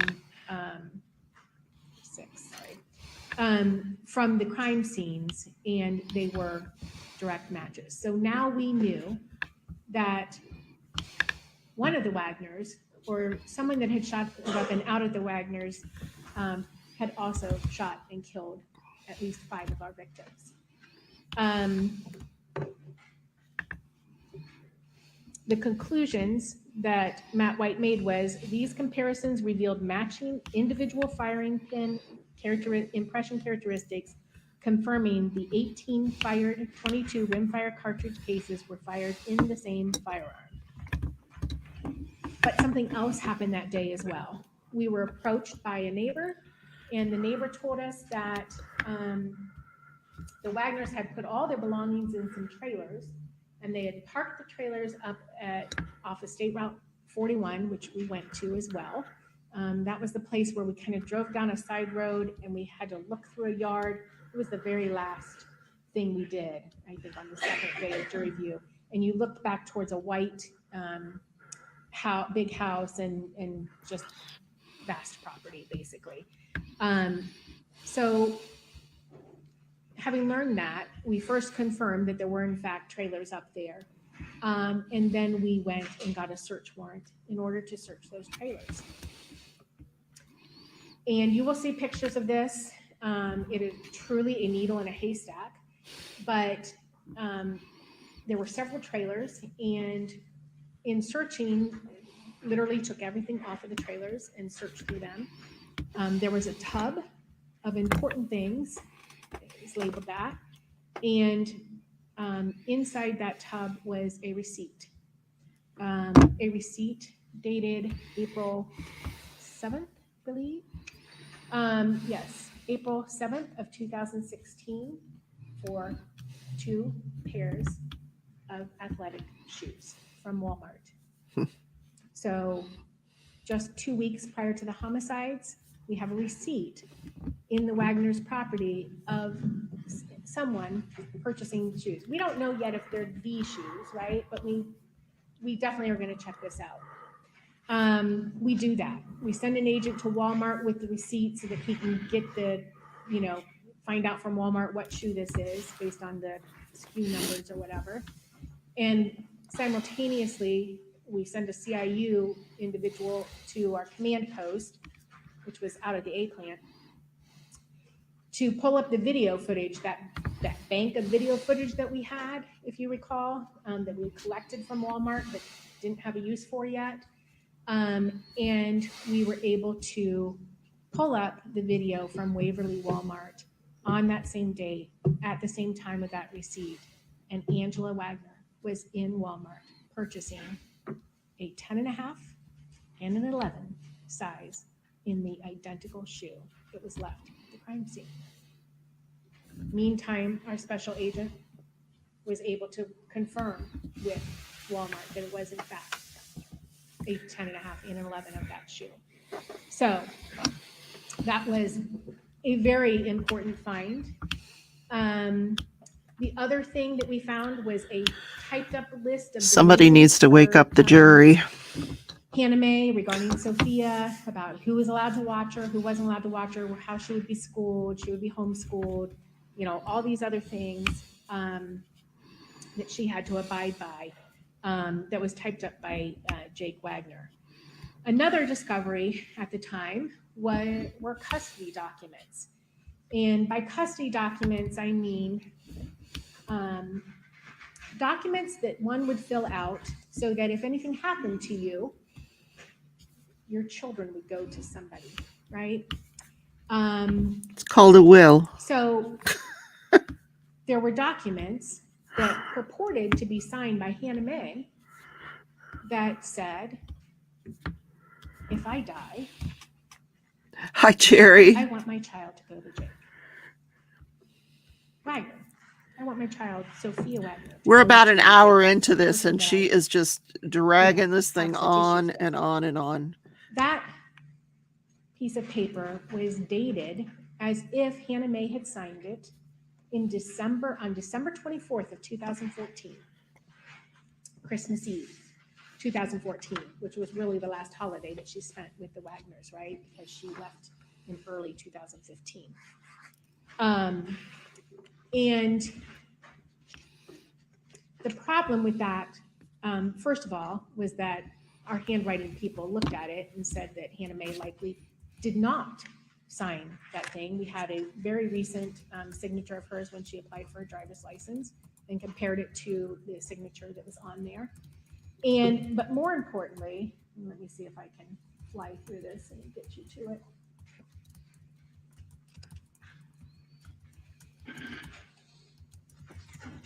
Sorry.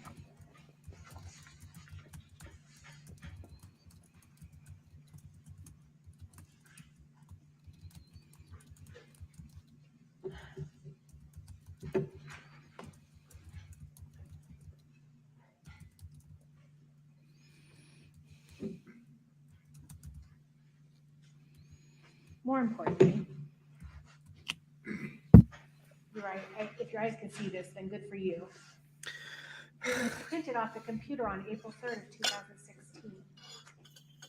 That piece of paper didn't even Nobody can see it. until April 3rd of 2016, so it could not have been filled out in December of 2014. You will also learn that, well, I won't get ahead of myself, but Why not? You've been doing that the whole time. We knew that had been backdated, right? We knew that she could not have signed that in 2014 because the paper didn't even exist until 2016. And again, April 3rd of 2016, just a little over 2 weeks before the homicides, they're printing this out so that if Hannah Mae would unexpectedly meet the end, Sophia would go to Jake. But there were 2 other documents that we found on that day, which are extremely telling. There were 2 documents, one that Jake filled out and one that George filled out. And they were dated, I believe, in 2015, March of 2015, instead of December of 2014. But they said for Jake's, if he dies, Sophia goes to Angela Wagner, not Hannah Mae. Almost like they knew Hannah Mae wasn't going to be alive. That's one. George Wagner also fills out a custody document that if something happens to him on the night of the murders, Bovine, his child, will go to his mother. So they were anticipating whether they got arrested, caught in the middle of the act, or something worse. They wanted to make sure that custody of their children was secure. On April 3rd of 2016, all 3 of those documents were printed out and filled out and signed. And you will learn that as well from further evidence. Yeah, Bovine. It makes you wonder what did happen We to all also those found other children. things, like a You brass know, catcher, everybody's in jail or home dead. So detector, where are and these other children? items that were of obvious interest. It does seem like they have a lot of family That members, led us though. to wanting to have conversations with the Wagners and confronting them with this information, right? So we went to the border in Montana because they had traveled to Alaska. They drove to Alaska and they drove through Canada. They actually left through North Dakota, but when they came back through Sweetgrass, Montana. Who cares? And, oh my God, what is she talking about? So we went up Jerry. there and confronted them, and most telling of Brevity, the my things that we dear, confronted, you brevity. could tell they had a canned response for a lot of things. They knew that we had used metal detectors out at their house. So they had a response for that. Canned response, all said the same thing. But when confronted with the shoes, clearly not expecting that confrontation, Angela admitted to buying those shoes for her boys. However, she said that they hated the shoes because they were old grandpa shoes. Quite honestly, they are. And she threw them away the same day because she didn't like them. Never mind, she had the receipt. Sure. Now, I will say they were Sure only she like did. $13.97 per pair. But if you had taxes in 2 pair, that's $30. Could have easily gotten back if you just returned it. But she says those shoes couldn't have been used in the murders because she threw them away the same day she bought them for her boys because they hated them. Sure. And the video footage also showed that there were other individuals in that vehicle when she bought those shoes. And you will learn later that it was, in fact, Jake and George and the 2 children, young children as well. While the Wagners were at the border, we also installed a listening device in the vehicle that they were driving. So we touched on this in voir dire about citizens' rights to privacy, certainly. But at this point, we had an overwhelming amount of evidence that was pointing us to the direction to believe that the Wagner family, Jake, George, Angela, and Billy, were involved in the murder of 8 individuals. We had to coordinate that with other states, and were able to do that. The most interesting thing about that device that was installed in the vehicle, so imagine, if you will, 4 individuals being surprised at the Montana border, agents putting them in separate rooms and BCI walking in and questioning them. Ohio BCI people walking in and questioning them. First, Billy and Angela get back in the vehicle. First, Billy gets in the vehicle. He's released first. And then Angela gets in the vehicle. Not a word. Not a word about, oh my gosh. Can you believe that happened? What they think we did this? No conversation like that at all. No conversation at all about what just happened. And then George comes out, and then Jake comes out. And then they're released and free to go.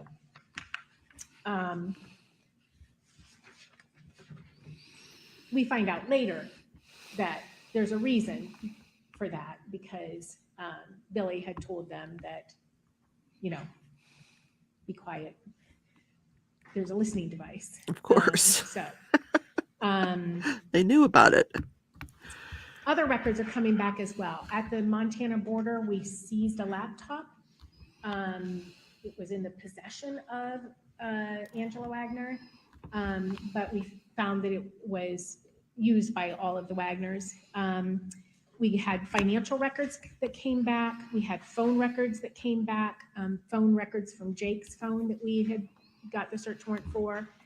Financial records revealed purchases of parts to make a homemade silencer.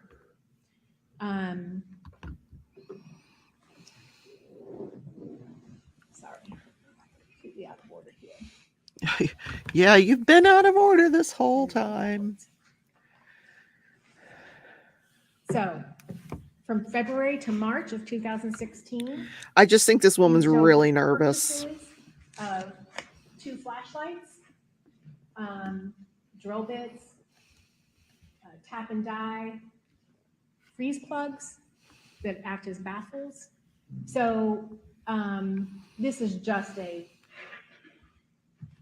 open source video that shows you how to make a silencer out of a mag light.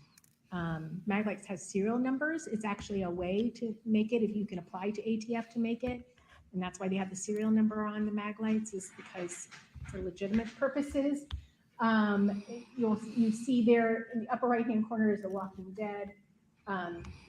Used mag light silencers because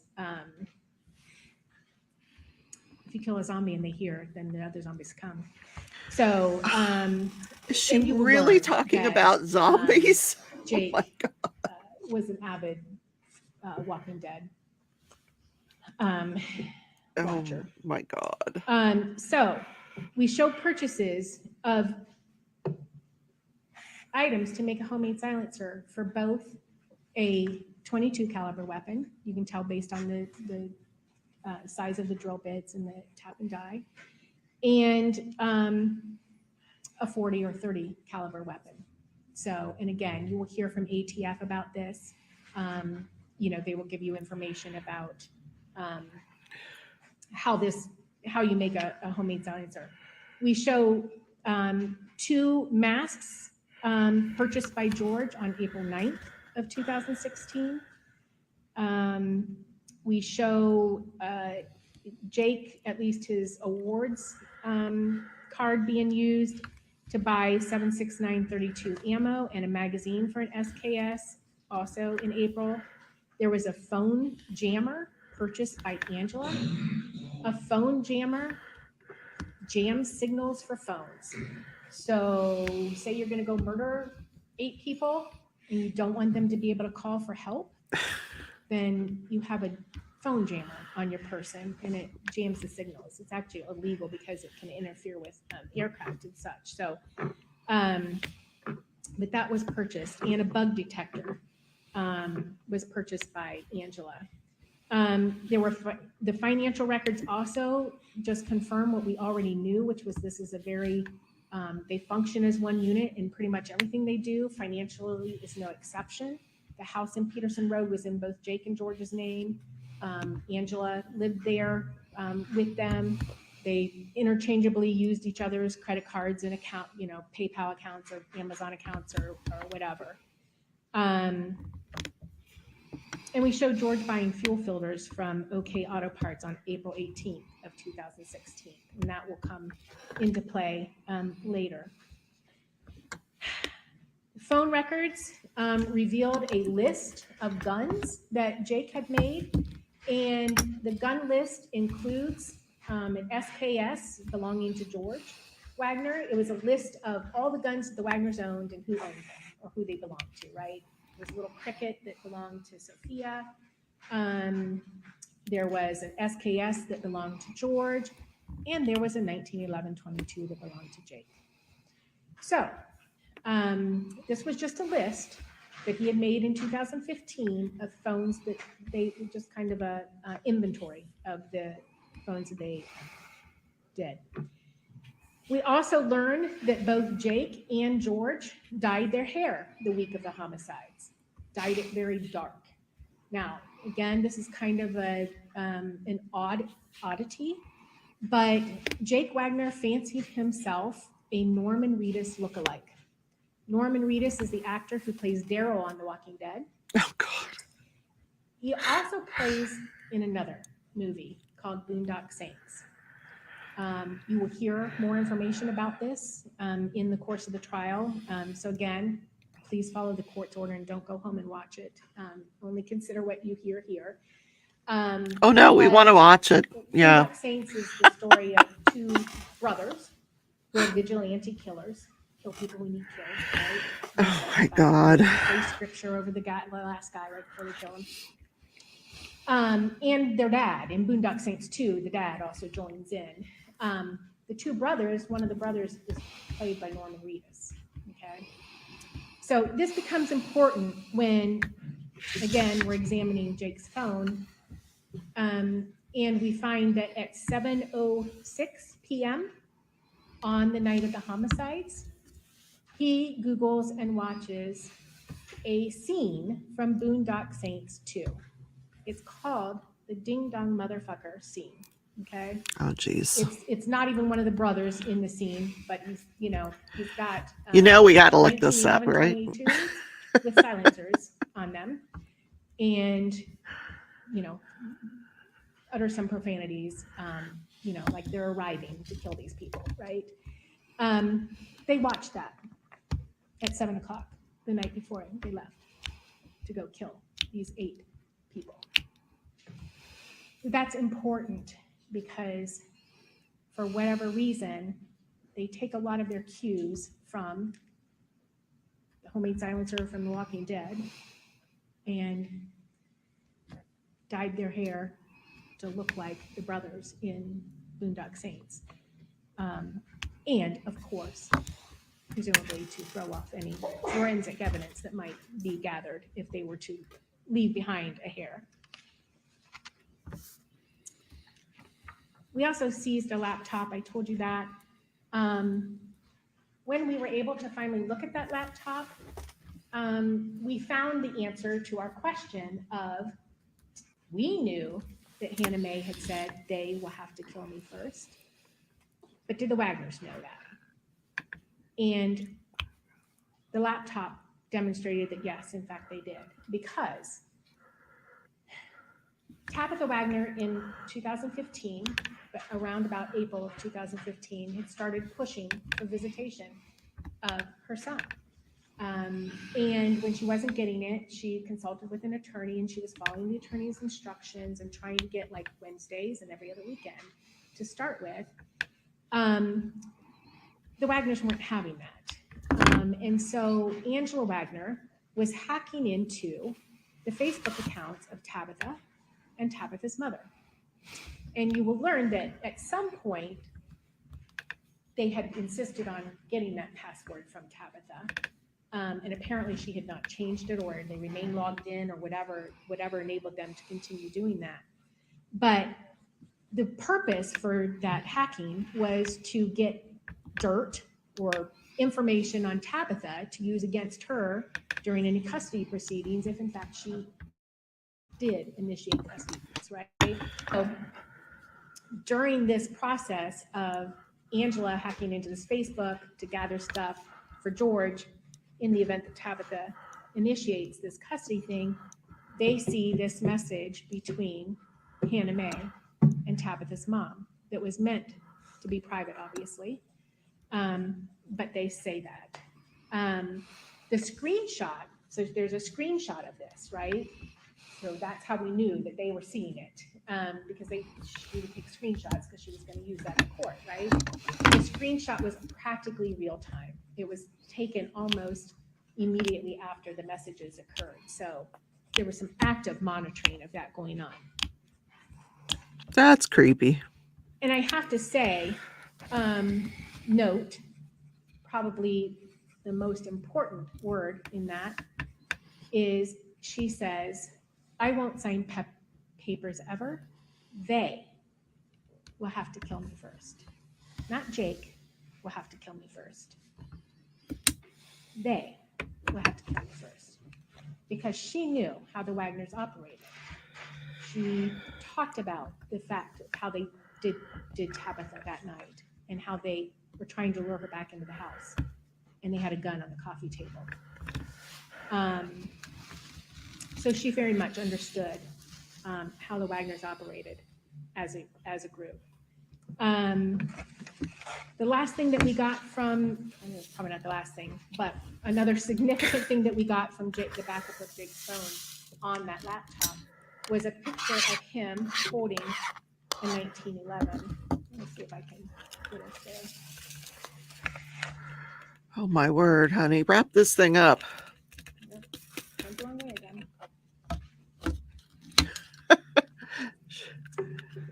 So you see in the upper left-hand corner, there's a picture of the 1911 on carpet, which was consistent with the carpet inside of 260 Peterson. And then there's a later photo of him holding the weapon. You can see the tattoo. And down there, there's just a close-up of the tattoo around his finger. You can see it in that first picture, close out. Additionally, they were able to take prints from the photo and compare it to known prints of Jake Wagner and confirm that it was in fact his hand. Now it was taken by his phone, so we assumed that anyhow, especially with all the other invitations, but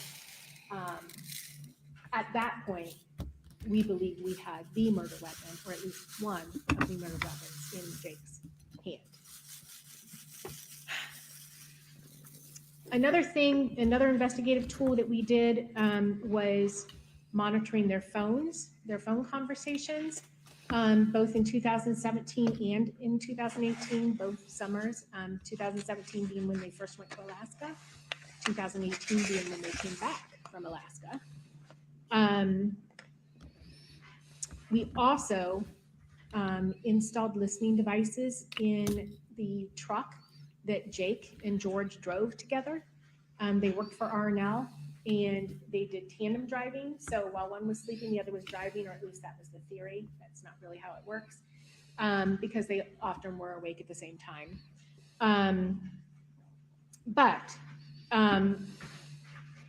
Also, I forgot to mention that we had done a search warrant on the Flying W shortly after we did a search warrant on Peterson Road and then the 41 that led us to State Route 41. There we found 2 bulletproof vests in possession of Billy Wagner and numerous weapons. I want to say 14, but numerous weapons that were not in Billy's room. He had asked Robin to keep them in her room in the event of something like this, something like a search warrant. She did acknowledge to us that they were his weapons. Who's Robin? Where is she getting these names? What we noticed most in the 2017 time that we were monitoring their conversations was that they were constantly reminding each other not to talk on the phones and not to say anything because they're probably listening to us, or wait until you get home so we can talk about it. So it was clear that they were trying to thwart any efforts of listening to them. One of the most significant things that we heard in 2017, however, was when we brought ground penetrating radar machines in there to try to look for any buried weapons or cell phones or anything, because they neglected to mention that they took a lot of the victims' cell phones when they committed these homicides. Not Frankie and not Hazel, but everybody else, they took their phones. And while we were out there and we were listening to their conversations, Jake was having conversations with the new homeowner, because they had sold the property at 260 Peterson Road, and the new homeowner, who was still the current owner, that was his first day of possession when we came out there. And so Jake was talking to him saying, basically you can kick them off if you want to. And, but Angela was asking Jake, which barn, because they could tell we were searching it, for metal. And she kept saying, which barn though, Jake, which barn? And it was very important to her, you could tell, to just, to learn which barn we were searching. So that was one conversation that was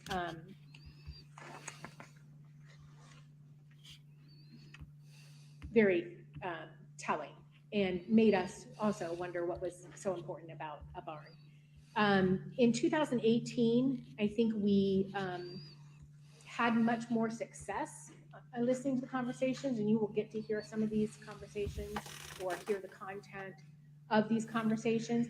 But I think that is because we had kind of laid low for the year that they were in Alaska, and they didn't realize we were still doing stuff, because we hadn't been interacting with them. And so when the woman that you just saw on the green, that's Anjanette Levy. She's a reporter with Law and Crime Network. Conversations. But it was right back to kind of the same MO, which was George and Angela were scolding Jake because Jake had married a girl in Alaska, Beth Ann. He married her, and then she traveled with them back to Ohio. They had stopped briefly to try to get a home in Missouri, but the loan people weren't going to approve that. So they came back to Ohio and moved into the residence of Angela's father, who had passed while they were in Alaska. And so she inherited that home. So it was, free room and board. So, but Beth Ann had come back with them, and George and Angela were very upset with Jake because Jake had told Sophia that she could call Beth Ann mom. And the reason that upset them was because both Bullvine and Sophia considered Angela to be their mom, and that this was going to cause great confusion to Bullvine because he thinks Sophia's his sister and that Angela's their mom and all this stuff. And so, Jake was accused of being selfish and inconsiderate, etc.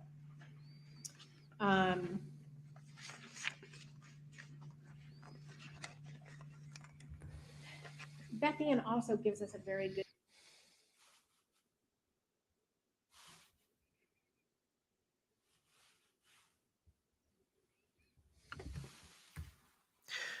Well, we got a spinning wheel.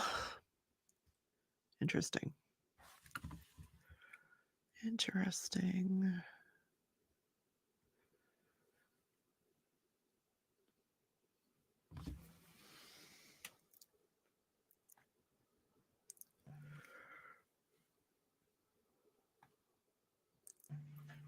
Okay.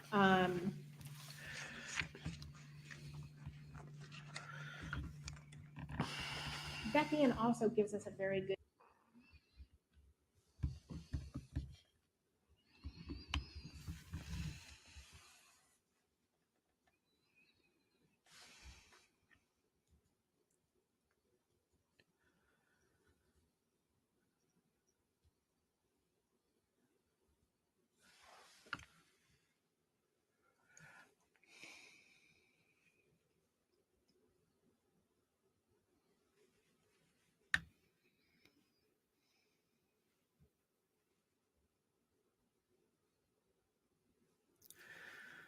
Okay.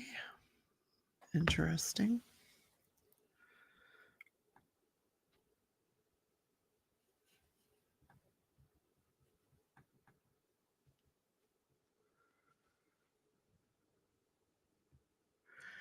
Yeah, this is definitely on the long crimes end here. I'm reading the chat there. Everyone's buffering. Even the internet is tired of hearing her. Yeah, Jerry, the court reporter's like, I've had enough. She is describing their entire investigation and every single piece of evidence she's going to put on in a 5 to 6 week trial. The jury has got to be snoring at this point. I know I almost nodded off once, and I'm just sitting here diamond painting. But I mean, good Lord. She, I don't, it's not the tactic I would have taken at this point. I would have just focused on how this family was a very united unit, the Wagner family, how they planned this, how they carried it out. And then I wouldn't go through this entire investigative thing because the jury's going to hear all that evidence. And for her to go through it piecemeal like she is with all the ums and the uhs and the ums and yeah, it's not going to be very effective. Now, it would not surprise me in this case that if the defense does not do an opening, the defense always has a choice of whether they do an opening. They can do it now or they can do it at the beginning of their case. So they may elect not to do one right now. I don't know. Maybe everybody needs to take a break and go wake up is what they need to do. And don't forget to hit the like button, guys, if you're watching on your way in or out. And I appreciate you guys coming in today. I'm sure this will be fixed momentarily. At least we hope so, right? Oh, thank you, Jerry. Yeah, I will, I gave you my version, when I did the, introduction to this case, which is more of what I would have done. I like that she did outline who each family member was, who each victim was. That was important. But then I would have concentrated on the family. So far, I think she's mentioned George's name twice. I would this is George's trial, not Jake or Angela or um, Billy. Billy is George's father. They call him Billy, even though his name is really George. He's George III. But yeah, she is just going through every single detail. We bugged this, we did that, we pulled out this paper. Ground penetrating radar? What? What was the budget here where you got ground penetrating radar? Wow. Yeah. Can't even imagine what that cost during the investigation. Yeah, there's going to be a lot of witnesses here, a lot. But she does not need to go through every single detail like she is. And I think the cameraman his battery probably died. And social security number and everything else before. Oh, they're trying to get it back on. It is going to be a lot of evidence. I mean, they've got, we always get well, first they're going to start out with all of the lay witnesses, all the family members, the people that found the bodies, everybody involved peripherally that's not an investigator. So here she goes. They installed a tracking device on her phone. Angela Wagner hired a private investigator to learn more about her. Jake tells her, don't have your family come around here. Don't even tell them where you live. Because if they show up, I'd hate to have to kill somebody else. Or somebody, sorry. They need to not say somebody else. Don't say that. Again, yeah. Just kind of that. Isolate the women, control them, monitor them, and then these accusations and threats. Simultaneously, we were presenting information to a grand jury. We had Rita Newcomb, which is Angela Wagner's mother, come down and give us a handwriting sample along with Angela Wagner, because on the custody documents, you will see that Rita Newcomb was the notary republic, or the presumed notary public. Excuse me. Found out later that that was not the case, that Angela had also forged her mother's name as the notary. But at that time, we did not yet know that. And we also got shoe sizes and impressions of Jake and Billy and George Wagner. Are we on time? Ooh. Okay, yeah. We're going to break for you right now, I think. That's okay. She's got more? What? Oh my God. She's going to take a break and come back. No, please. If I were the judge, I'd be like, hey, wind it up, man. Wind it up. You're losing the jury. Yeah, the long crime chat is like, oh my God, she's terrible. She is. She's really terrible. I can go back to full screen, but yeah, oh my gosh.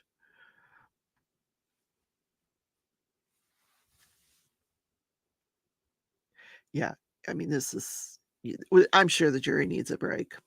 I know I need a break for a sec. I'm going to continue to cover the rest of the openings. No, when it gets to the witnesses, I will just give you the synopsis. We're due to the hour right now. It would be time to take a break, maybe a little past time. However, if we do just take our 15-minute break, then it's going to be pretty choppy between now and the lunch, or you're going to have to eat lunch at 4 o'clock. So we're going to take a lunch break now until 1 o'clock. You're all on your own for lunch, but you do need to time yourselves to be back here. I would say about 5 minutes early. Be down at the jury room on the first floor. You'll be brought up from there by some court personnel. You're going to hear me give you this admonition several times. So, do you guys want me to come back after? However, I can end the. I neglect to do it. This admonition. I can end the live. I can end the live and then come back at 1 o'clock Eastern time. Totally up to you guys. We got 6 people watching. So what do you guys think? Do you want me to come back at 1 o'clock? I'll go have some lunch, take a little break, and I'll just make it a part 2.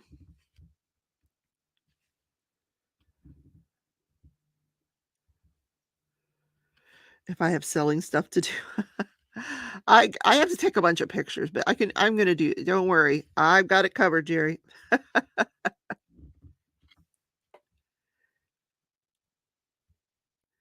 I can just listen and summarize it and then do it in a video later.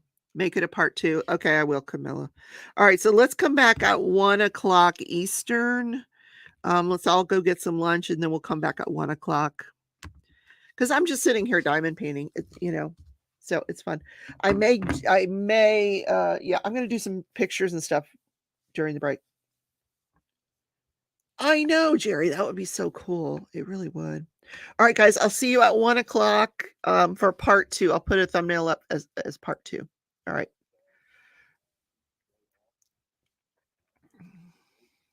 Okay, how do we turn him off? Turn him off. All right. All right. All right, so we'll come back for part 2, and I'm going to edit part 1 here. So I'll see you guys in a little while.